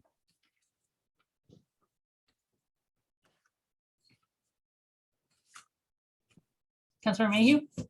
Move to cancel the December 27th city council meeting and all committee meetings in the month of December after the 12th of December. Second. So there's motion by Mayor Pro Tem and Mayhew, and then who did the second? I did. And second by Holloway. Any discussion? Councilor Lissay? I trust that the Mayor Pro Tem then is guaranteeing that we will not need to have any meetings the 2nd or 3rd week of December to resolve our budget issues. Councilor Mayhew? I guarantee it. However, that may mean some meetings in November, an extra meeting or 2 in November, but we'll get it done before December, I promise. The mayor will guarantee it too. And all right, we can always pull them back on the calendar if we need to. That is true. All right, so the motion is to. Or leave it on the calendar so we have it there just in case. Any other discussion? Okay, the motion is to cancel the council committee meetings and the last council meeting of December. All in favor, say aye. Aye. Aye. Opposed, nay? No. Councilor Lissay, was that a nay? No? That was a no. Okay, So 6 ayes and 1 no. Councilor Mayhew, Move to cancel the August 22nd council meeting and the committee meetings, the council committee meetings in the prior week. is there a second? Was that Councilor Vincent? That was me. Okay, Mayor Pro Tem canceling the motion is to cancel the second series of council committee meetings and the council meeting, last part of August. And seconded by Councilmember Johnson. Councilor Lissay, I just want to point out that we all have different schedules in the summertime. I don't know about you, but I've already made my vacation plans and they don't fit that week. I'm certainly not going to change my vacation plans. And this is even more importantly, we are in budget season. We are coming up on a biennial budget. I'm guessing this meeting probably will be needed with either presentations from departments or review of past budgetary numbers or other items that likely are going to come up. We can always cancel it prior, the council meeting before. Why we're deciding on something in August, in March, or almost March, February is just not, I just don't understand it. thank you. Councilor Vincent, I understand the point of all this. My concern is the big gap between meetings in early August and then early September, and also to Councilmember Lissay's point, my boss has already scheduled our August vacation, and it's not during that time. thank you. Councilor Watton, All right. I also agree with Councilmember Lissay. I'm going to be gone the end of June and the 11th of July, so I'm not going to be anywhere close. So yeah, it would just make it that much harder for quorums because, again, we all have different vacation schedules. any other discussion? Councilor Vincent, you have your hand up again? Yeah, I don't know if it's any different with staff. If their schedules are kind of all over the place, just like ours are, or if staff is somehow, managing to wait to figure all that out until we make this decision. I kind of doubt that. In which case, it doesn't seem to me that it would really matter which date we knocked out. It's not going to fit with somebody's schedule. I think it's a little different when we look as far ahead as December, and Christmas has been on the calendar for over a year at this point. So people can anticipate that one a little bit better. Councilor Holloway, So I guess I partially want to make the point again. The city only shuts down when we have federal holidays and events like that. Otherwise, we're not going to shut the treatment plant down. We're not going to shut City Hall down. People will take vacation according to their boss. But staff will work coverage during that time period. So life will go on. I would not propose that we do this thinking that all of staff is going to take that last week in August off. Not the way we run a city.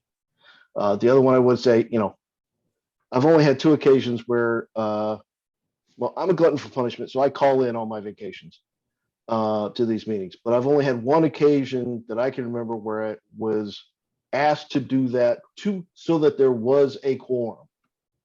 So my advice to you is these meetings will go on based with or without us on our vacation schedules. We have to trust each other that we're doing the right things and that we've got a working relationship that we can allow the quorum to go while we go enjoy our families. That's it for me. any other discussion? All right, I think we're ready to vote on The motion on the floor is to cancel the council committees and so it'd be like 15th and 16th of August, and then also the council committee, council meeting on the 22nd. All in favor, say aye. Aye. Heard one aye. Opposed, nay? Okay. Nay. Nay. Okay. So the motion does not pass. Anything else? Are you going to motion on March 8th or 28th, or is there not interest in that? I'm seeing heads shake no. All right. So thank you, everyone. So we will move on to the final committee report. So first of all, is there anything else from any other additional report from finance administration? No further report. So the final report is Committee of the Whole, Agenda Bill 22-037, Resolution number 1609, requesting designation of the Snoqualmie Parkway as part of State Route 18 pursuant to Chapter 47.24 of the Revised Code of Washington. So this is not tied to any committee. Does Mayor Pro Tem, you want to read it in, the summary and motion? I do. By state law, the Washington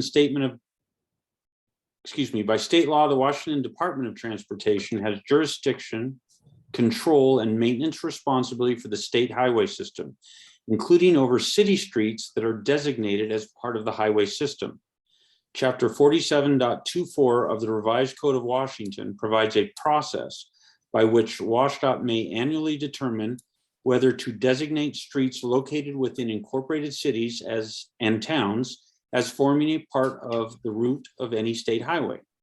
The resolution attached to this agenda bill would authorize the mayor to submit an application on behalf of the city of Snoqualmie to WashDOT, requesting that WashDOT designate the Snoqualmie Parkway as forming part of the route of State Route 18, SR 18, and to negotiate an agreement with WashDOT specifying reasonable and appropriate allocation of maintenance and control responsibilities of WashDOT and the city over surfaces, fixtures, and improvements located within the parkway right-of-way.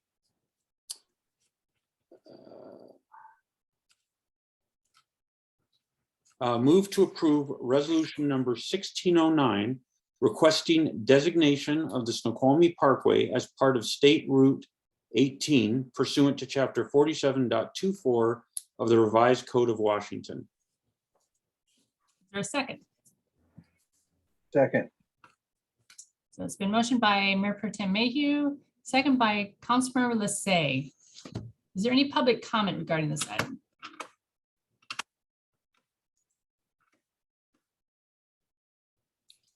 Seeing none. Councilor Mayhew? Yeah, Mayor, I don't know if there's a presentation in this regard. If not, I'm ready to speak, but otherwise I would defer.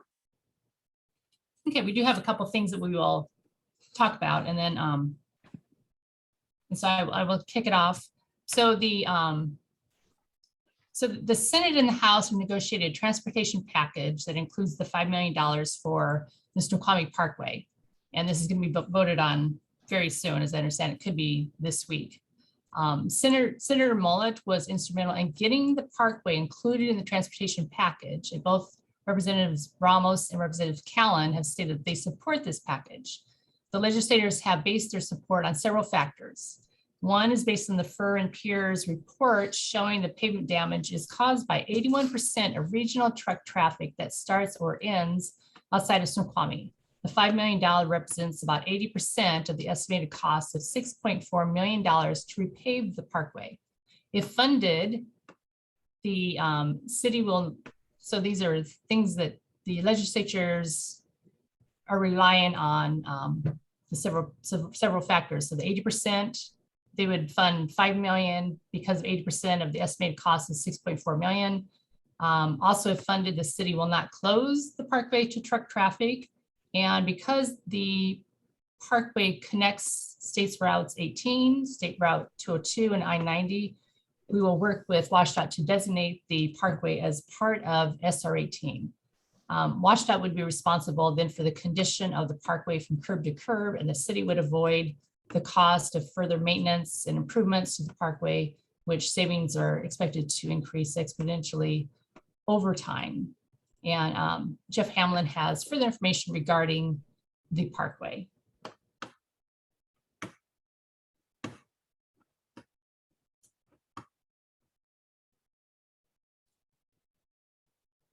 Slideshow. First of all, can you hearing nothing? We can hear you now. You did for a Okay. second.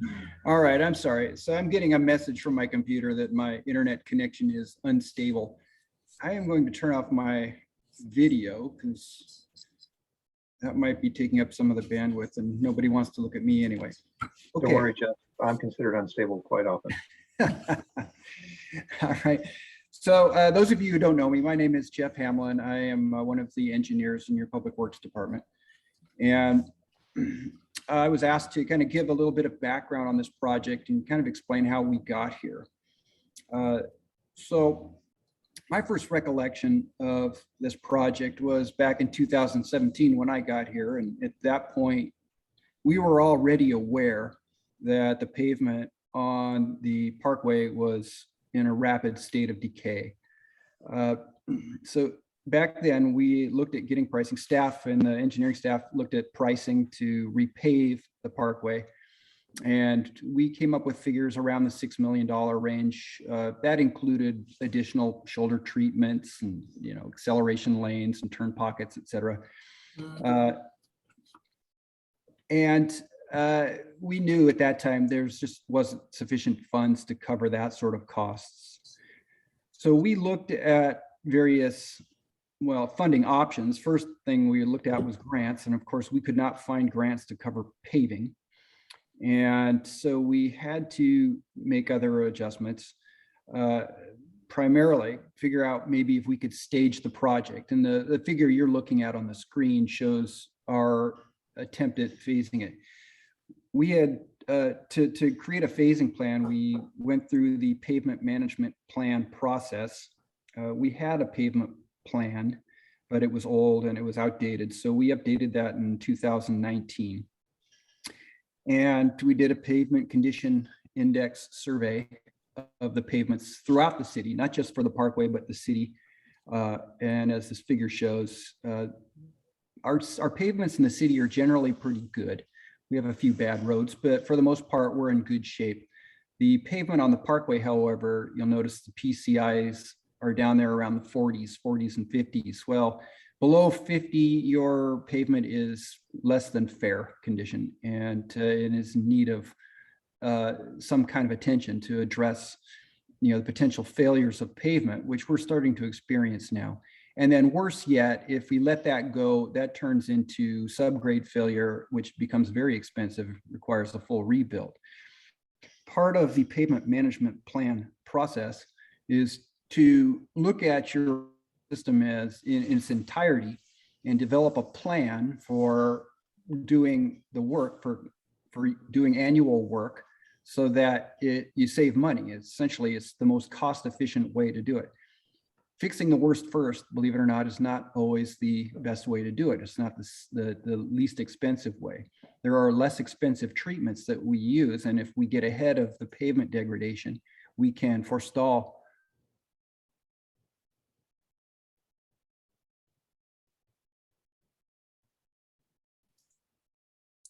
Mr. Hamlin?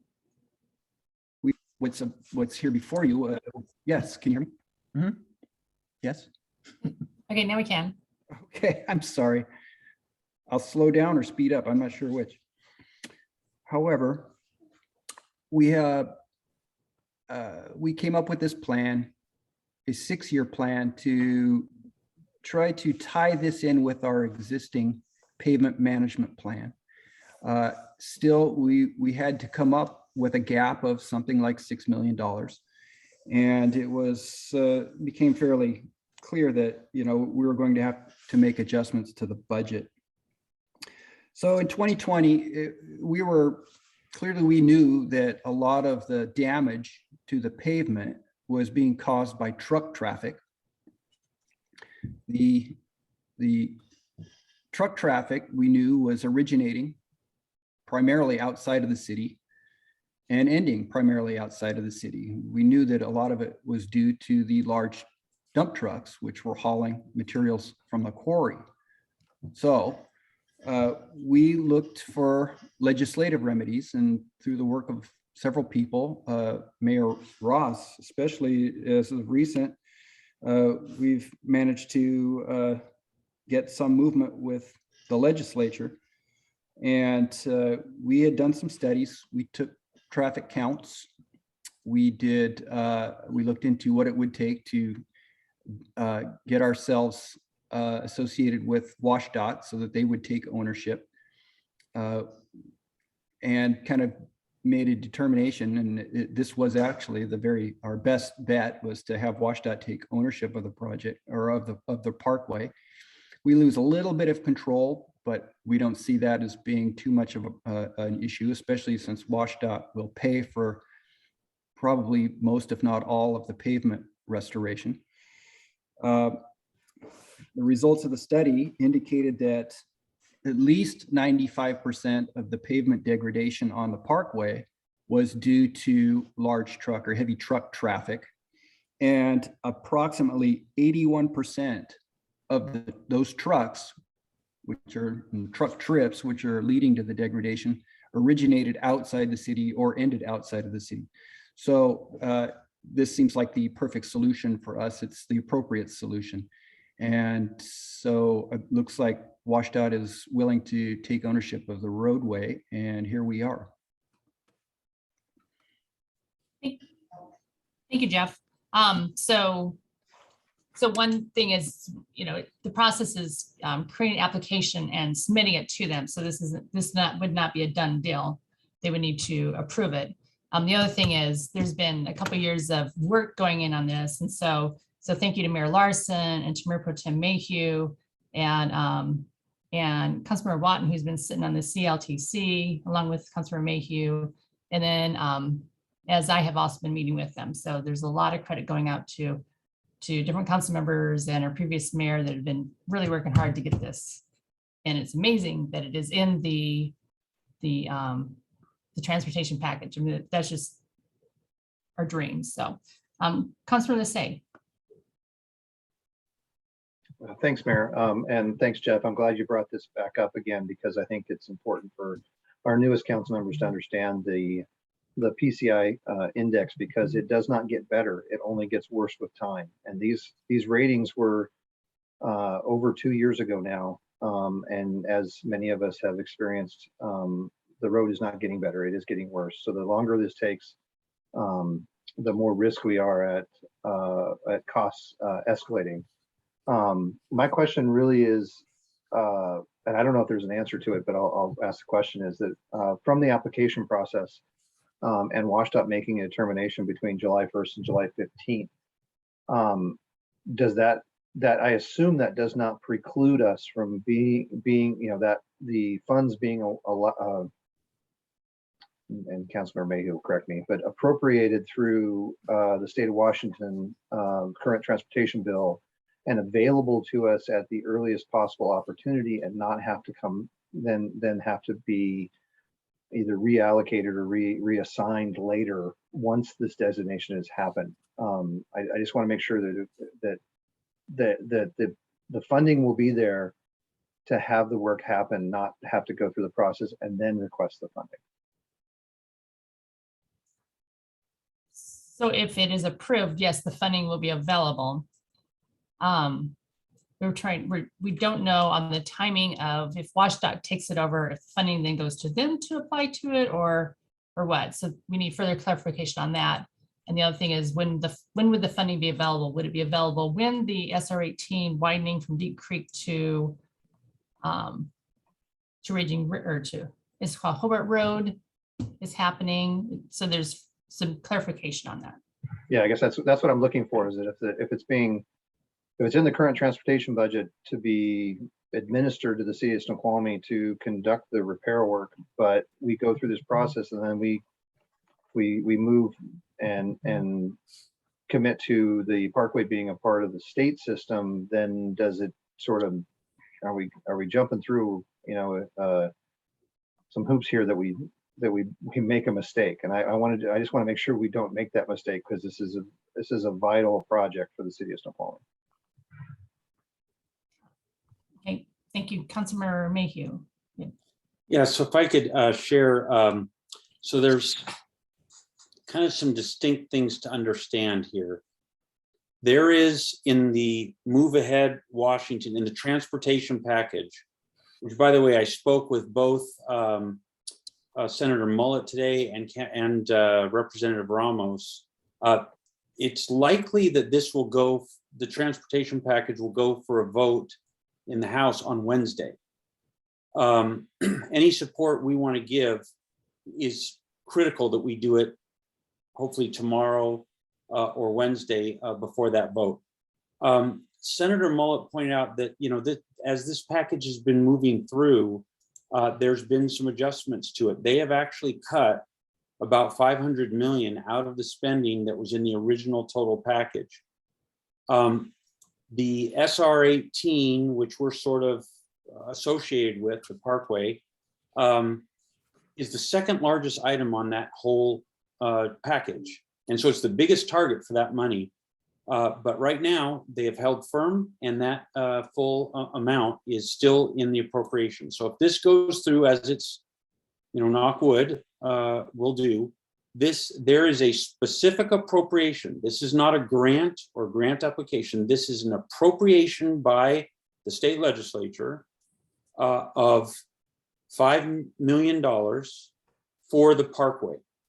It's not an appropriation to the city of Snoqualmie or to it. So it doesn't say who it's going to. It says $5 million appropriated for this highway. So the mechanics of that, when does that happen and how does that happen is, to be worked out, but it would be $5 million that goes for the Parkway. Separate from that is this question of, well, what are we going to do with the Parkway? Now, one of the conditions from our legislators, really from the legislature through our legislators, is that if they put this money in, this has to remain available as a truck route. So if this is designated as part of State Route 18, yeah, it's part of the highway system. It is a truck route, just as 202 Railroad Avenue is. So the advantage of this is, first off, it establishes or fulfills that commitment that's sort of a condition for the 5 million. And secondly, this is going to need repaving again in the future. So the question we have to ask ourselves is it a fair responsibility for our residents to pay for this parkway that they provide almost none of the degradation? And just to be clear on what Mr. Hamlin said earlier, 81% of this degradation is caused by trucks that both start outside the city and end outside the city. So this is just pass through traffic, 81% of what's happening there. So if you think about it, by the way, this $6 million number is actually a couple years old. It's probably north of that, but we'll see. But even if we take $6 million divided by 4,000 homes, that's easy math. That's $1,500 per home. I don't know about you guys. That's a big piece of my property taxes. And yeah, we don't do it every year, but it can't go as long as it went. If that's being done every 10 years, that's a burden on our taxpayers in our city for degradation that they're not causing. So this functions as an extension of State Route 18. You go back to the environmental impact when this thing was built, it was always intended to be used this way. So what happens here is we just transfer this to the state. We know how to work with the state. We work them just fine on Railroad Avenue. Yeah, it takes a little bit longer to put crosswalk lights in. Maybe that added 6 months to the trip, or to the process. But other cities have Railroad Avenue going, or their equivalents going through their city. It just adds a little bit of layer, but everything gets done. So the point here is, if we transfer this to WashDOT, then this is never our residents' responsibility again, as it should not be. There's $5 million that's coming from this appropriation. It looks pretty good right now. We need to put in our voice of support of this. But if we authorize the mayor to go put this application in, if this becomes part of State Route 18, we relieve that burden from our taxpayers. The state, 5 million, you know, depending on timing, point is that's 5 million towards the 6 million cost. You know, this gets taken care of and it's safely taken care of all the way into the future. So two things then here is one, I completely support this application to ask this WSDOT to take this over as an extension of SR 18. That's what it is. That's what it always planned to be. Let's be fair on the funding. The truckers pay for this. They pay it for their state taxes. Let's let the state take care of this. Then number two is just and I know the mayor's planning to circulate a letter, I believe tomorrow, for us to sign, encouraging the legislators to adopt the move ahead package, which is that 5 million, a bunch of money, as we heard already, 640 million for the rest of SR 18, but 5 million for the Parkway. And then the mechanics just has to do with the timing of when the state takes it over. So hopefully I answered your questions in there and that makes some sense. And also my pitch for why I think this is the right thing to do. Great. Thank you. Councilmember Benson. Yeah, you did answer several of my questions. One of my big questions was that I couldn't see a downside to this. And that was kind of terrifying for me because I'm always worried about unintended consequences, and the mention that we lose control over the Parkway. I'm okay with the losses of control that you guys have discussed about having to go to them and maybe wait an extra 6 months for a crosswalk, that sort of thing. What I wouldn't be okay with is if there's something hidden in there where, you know, we have to allow certain kinds of businesses because it's a state route or something like that. That would be terrifying to me. But I'm not getting the sense that there's anything unintended like that buried in here. And it sounds like depreciation wise, we're looking at a savings probably over time of at least $500,000 to $600,000 a year in not having to repave the Parkway out of our own homes, and that's an enormous savings for the people of Snoqualmie. So and we're all paying for our car tabs too. So I think this sounds good. Councilmember Watton. Thank you. I certainly am in favor of this. I can remember back in 96 or so, it terminated at, or 95, 94, it terminated at Echo Glen. And then they built the Parkway. And I was so surprised to learn that it wasn't an extension of SR 18. One correction, this is totally on a lot of other people, this extension of the $6 million or to the budget for the Parkway. There have been a lot of people for the last 10 years, both a bipartisan effort on 18. And I mean, we've had so many people involved in helping make this happen. And I don't want to overlook that. My only concern is the regulation of the speed that's on the Parkway and whether the city will continue to have input on it. And I hope that in your negotiations that the city will be able to have influence over that. Other than that, I think there's probably going to be some offsetting cost savings besides just the pavement, the maintaining of the street signals. The street lighting will still be our responsibility. The sidewalks will still be our responsibility.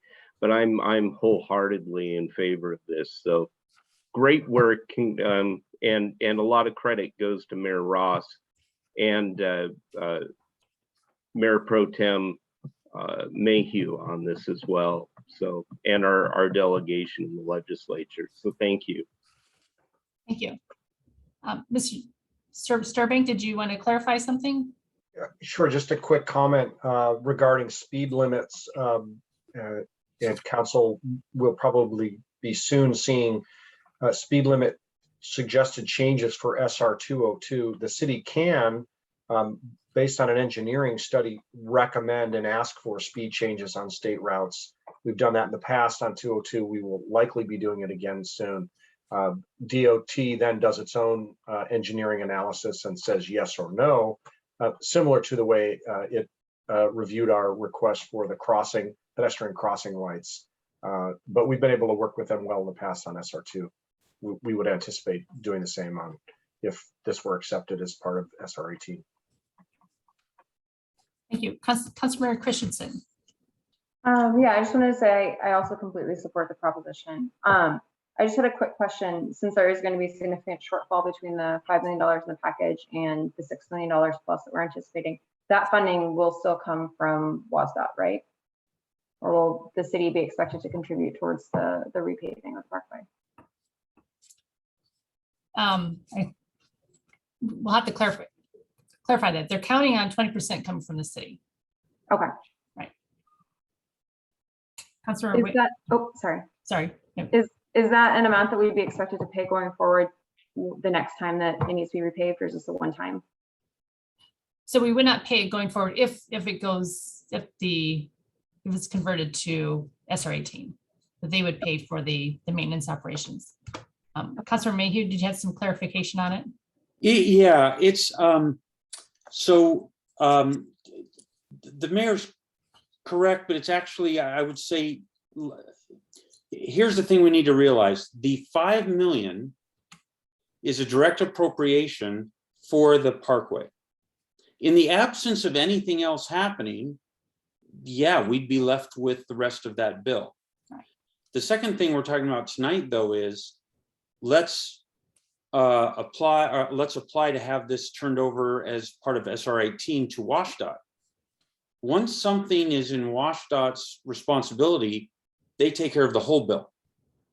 So it all depends on the timing of how this works. And when if we authorize the mayor tonight to go have those, to submit the application and enter into those conversations, then we'll see how that ends. So if something, it won't happen this fast, but if we submit the application on May 31st, and on June 1st, the next day, WSDOT says yes, well, then the 5 million would go through them, and it's their responsibility for the whole thing. So it just depends how this plays out. One thing's for certain is until it's repaved, or until WSDOT takes control of it, the maintenance will be our responsibility. So certainly, we've all seen, we did that temporary maintenance last year. So in the spring, I think the city is planning to, redo that, as we can all see those sort of things need to be done every year or two. So, and some of it didn't get finished. So it's our responsibility until WSDOT takes it, if they take it. The mechanics of when and how is what we're asking the mayor to go negotiate and giving her authority to do if we pass this. And the 5 million is available regardless of who it is that has the responsibility. And so then the remainder is just a question of, well, at the time that's being done, who indeed is responsible for the highway. So we don't know the mechanics until we let the mayor go apply and work out the negotiation. Excellent, thank you. Councilor Johnson. Yeah, I think that most of what I'd like to say has been said. I'm also very supportive. It is important to keep in mind that sometimes we do have to foot the bill for something, even when it comes down to the temporary on-ramp. We had to contribute some of that. So sometimes that will happen. And I look forward to seeing what the details are. Regardless, it'll be cheaper than us paying for everything. I do have some of those control issues, which sounds like a weird phrase to say. So, if I think about some of the way that some of the intersections are, there's some things I would like to have changed down the road, and perhaps that's just something we could talk to the state about if there's other interest in that. The only other thing I wanted to mention was that I think that I just looked up the pavement the pavement, I'm blanking on the seat, but anyway, index. Condition, thank you, index. And I think some of these numbers are a little bit generous. So let's go ahead and get this done. Thank you. Councilor Holloway. So I want to smudge some of the dark lines that are being drawn here. First, let me say I'm in support of all this. Well, let's understand also State Route 202 is State Route 202, but most of the improvements you have seen downtown have been driven by the city in working with the WashDOT. So don't assume we will never spend any money on the Parkway ever again. I could see we'll probably at some time probably have some negotiation around, do we want to signalize the hospital exit as traffic moves on? How much of that is city? How much is that WashDOT? We'll have to get into that discussion. But the majority, as long as it's maintenance of the pavement, yeah, WashDOT's been good to work with. If it's a change for a city purpose, city needs to help carry that through. So, you know, we would have loved the 202 bridge to be moving along a little faster too, but WashDOT will take it. We'll do appropriate timing of what it has to work with. So it's not total paradise, but it's a far better place than the little cottage we're at. Great. Any other discussion? Seeing none. So is there, Councilor Mayhew? Yeah, did we, I'm sorry, I'm just confused. Did we had a motion, didn't we? Right, I believe you read the motion in. I believe I did. I just wanted to know, did we take public comment? I believe you took public comment also. Okay, fantastic. Thank you. Great. All right, I think we're ready to vote. So all those in favor say aye. Aye. Aye. Aye. Aye. Any opposed, nay? Yay. So the motion passes unanimously. So Good luck, Mayor, on those negotiations. Thank you. So we do have the letter. It's been drafted, and we will update it with resolution. And so it sounds like timing is of the essence, because potentially they could be voting on Wednesday.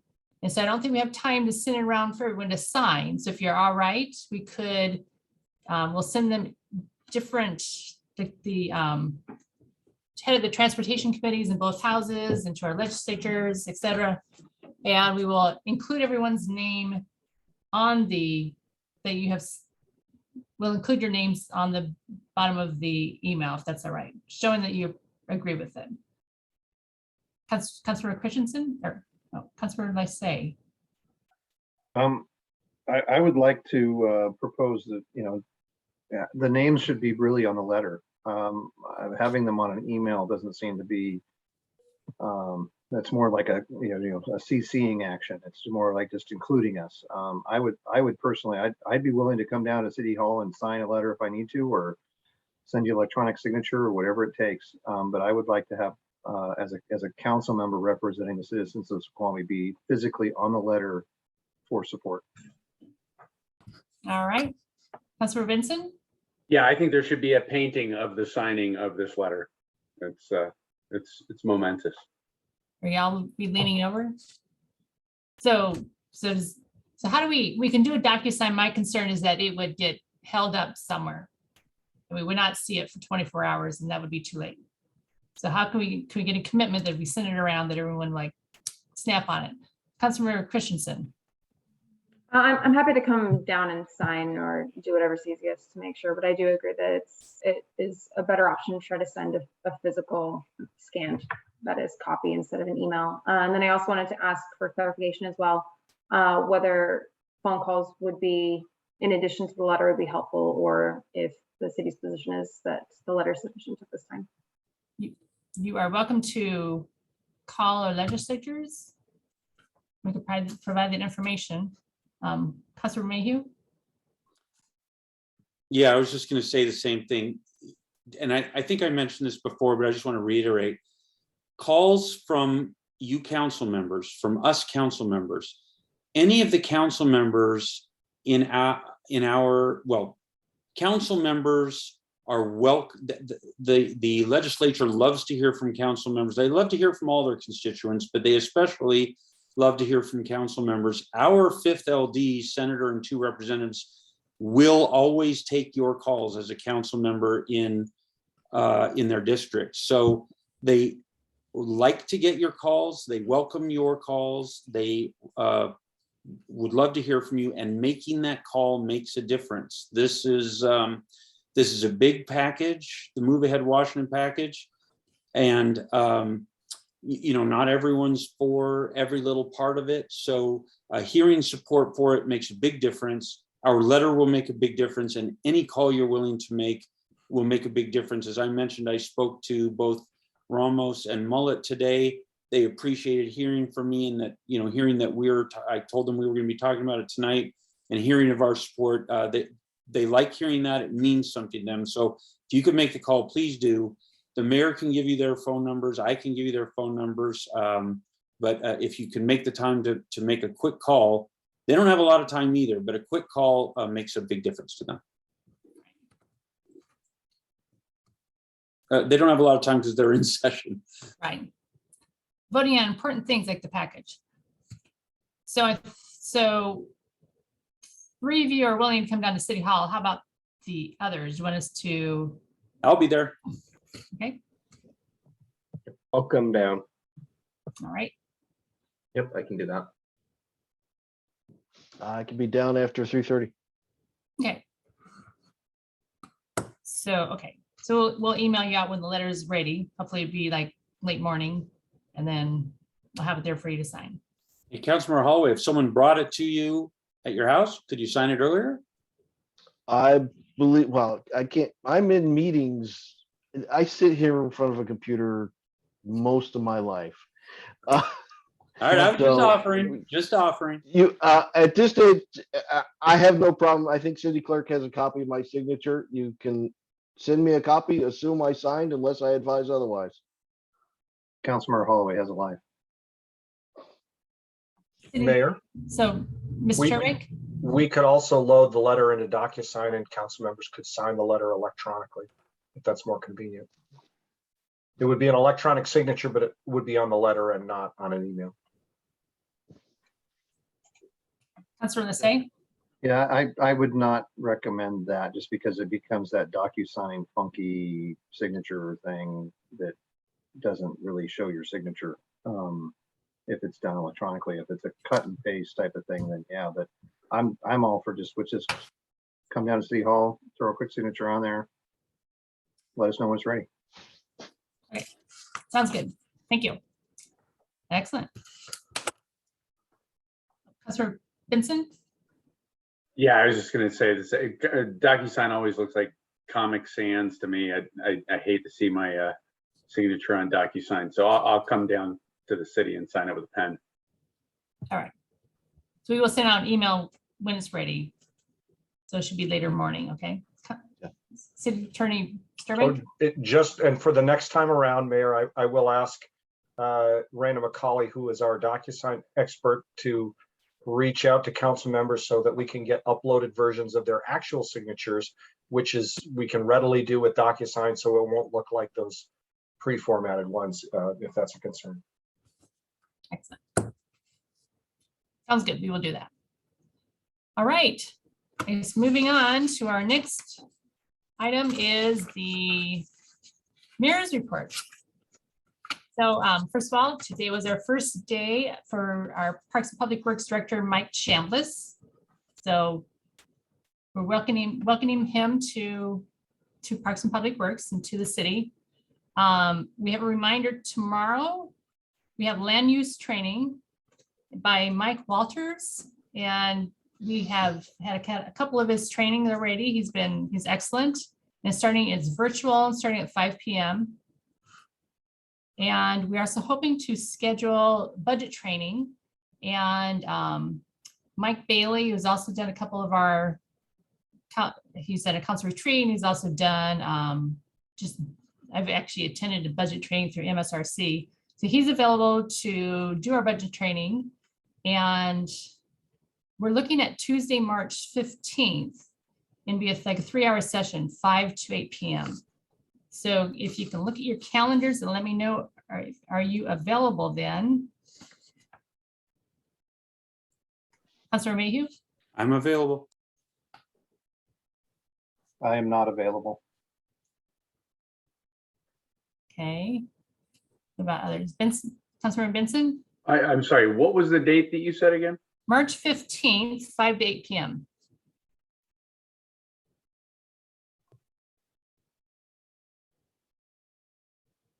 March 15th. Yeah, I think I would be available. Councilmember Johnson? Yeah, that works. Councilmember Christensen?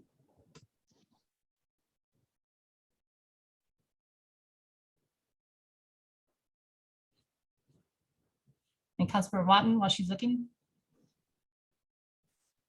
I'll make myself available. Yeah, I think I can do the 15th as well, from 5 to 8. 5 to 8. 5. Councilmember Holloway? The only issue I have that potentially conflicts with Parks and Public Works. It's right after, shouldn't, it's right after, it's the night after a council meeting. Hang on for a second, I'm in the dark.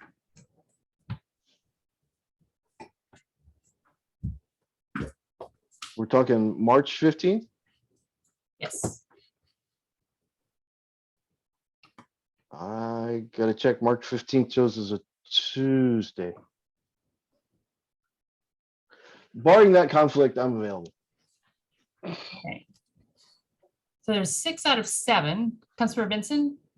Yeah, just speaking to I had a concern about the Parks and Public Works meeting as well with tomorrow, because it looks like on the calendar there is a Parks and Public Works meeting scheduled, at least on one of the calendars that I saw, at the same time as the land use executive session. Is the Parks and Public Works meeting that I saw scheduled not actually happening? It is not, because it's usually, it will be the first full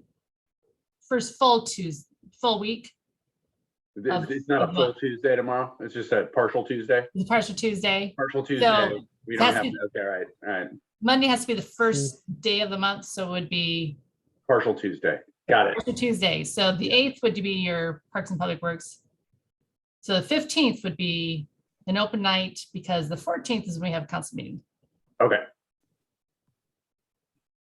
Okay. So let's plan on that. Then we have 6 out of 7 that can attend. And no, Council Member Lissay, I know you have attended his budget training in the past. Yeah, I was going to mention that. I'm actually scheduled to be flying to Boise, landing in Boise that evening. So it would be a huge disruption to try to fit that in. But I have been through those trainings a couple of times in the past, and am familiar with the necessary appurtenances. Okay. There you go. Thank you. Perfect. Okay, so we will do that. I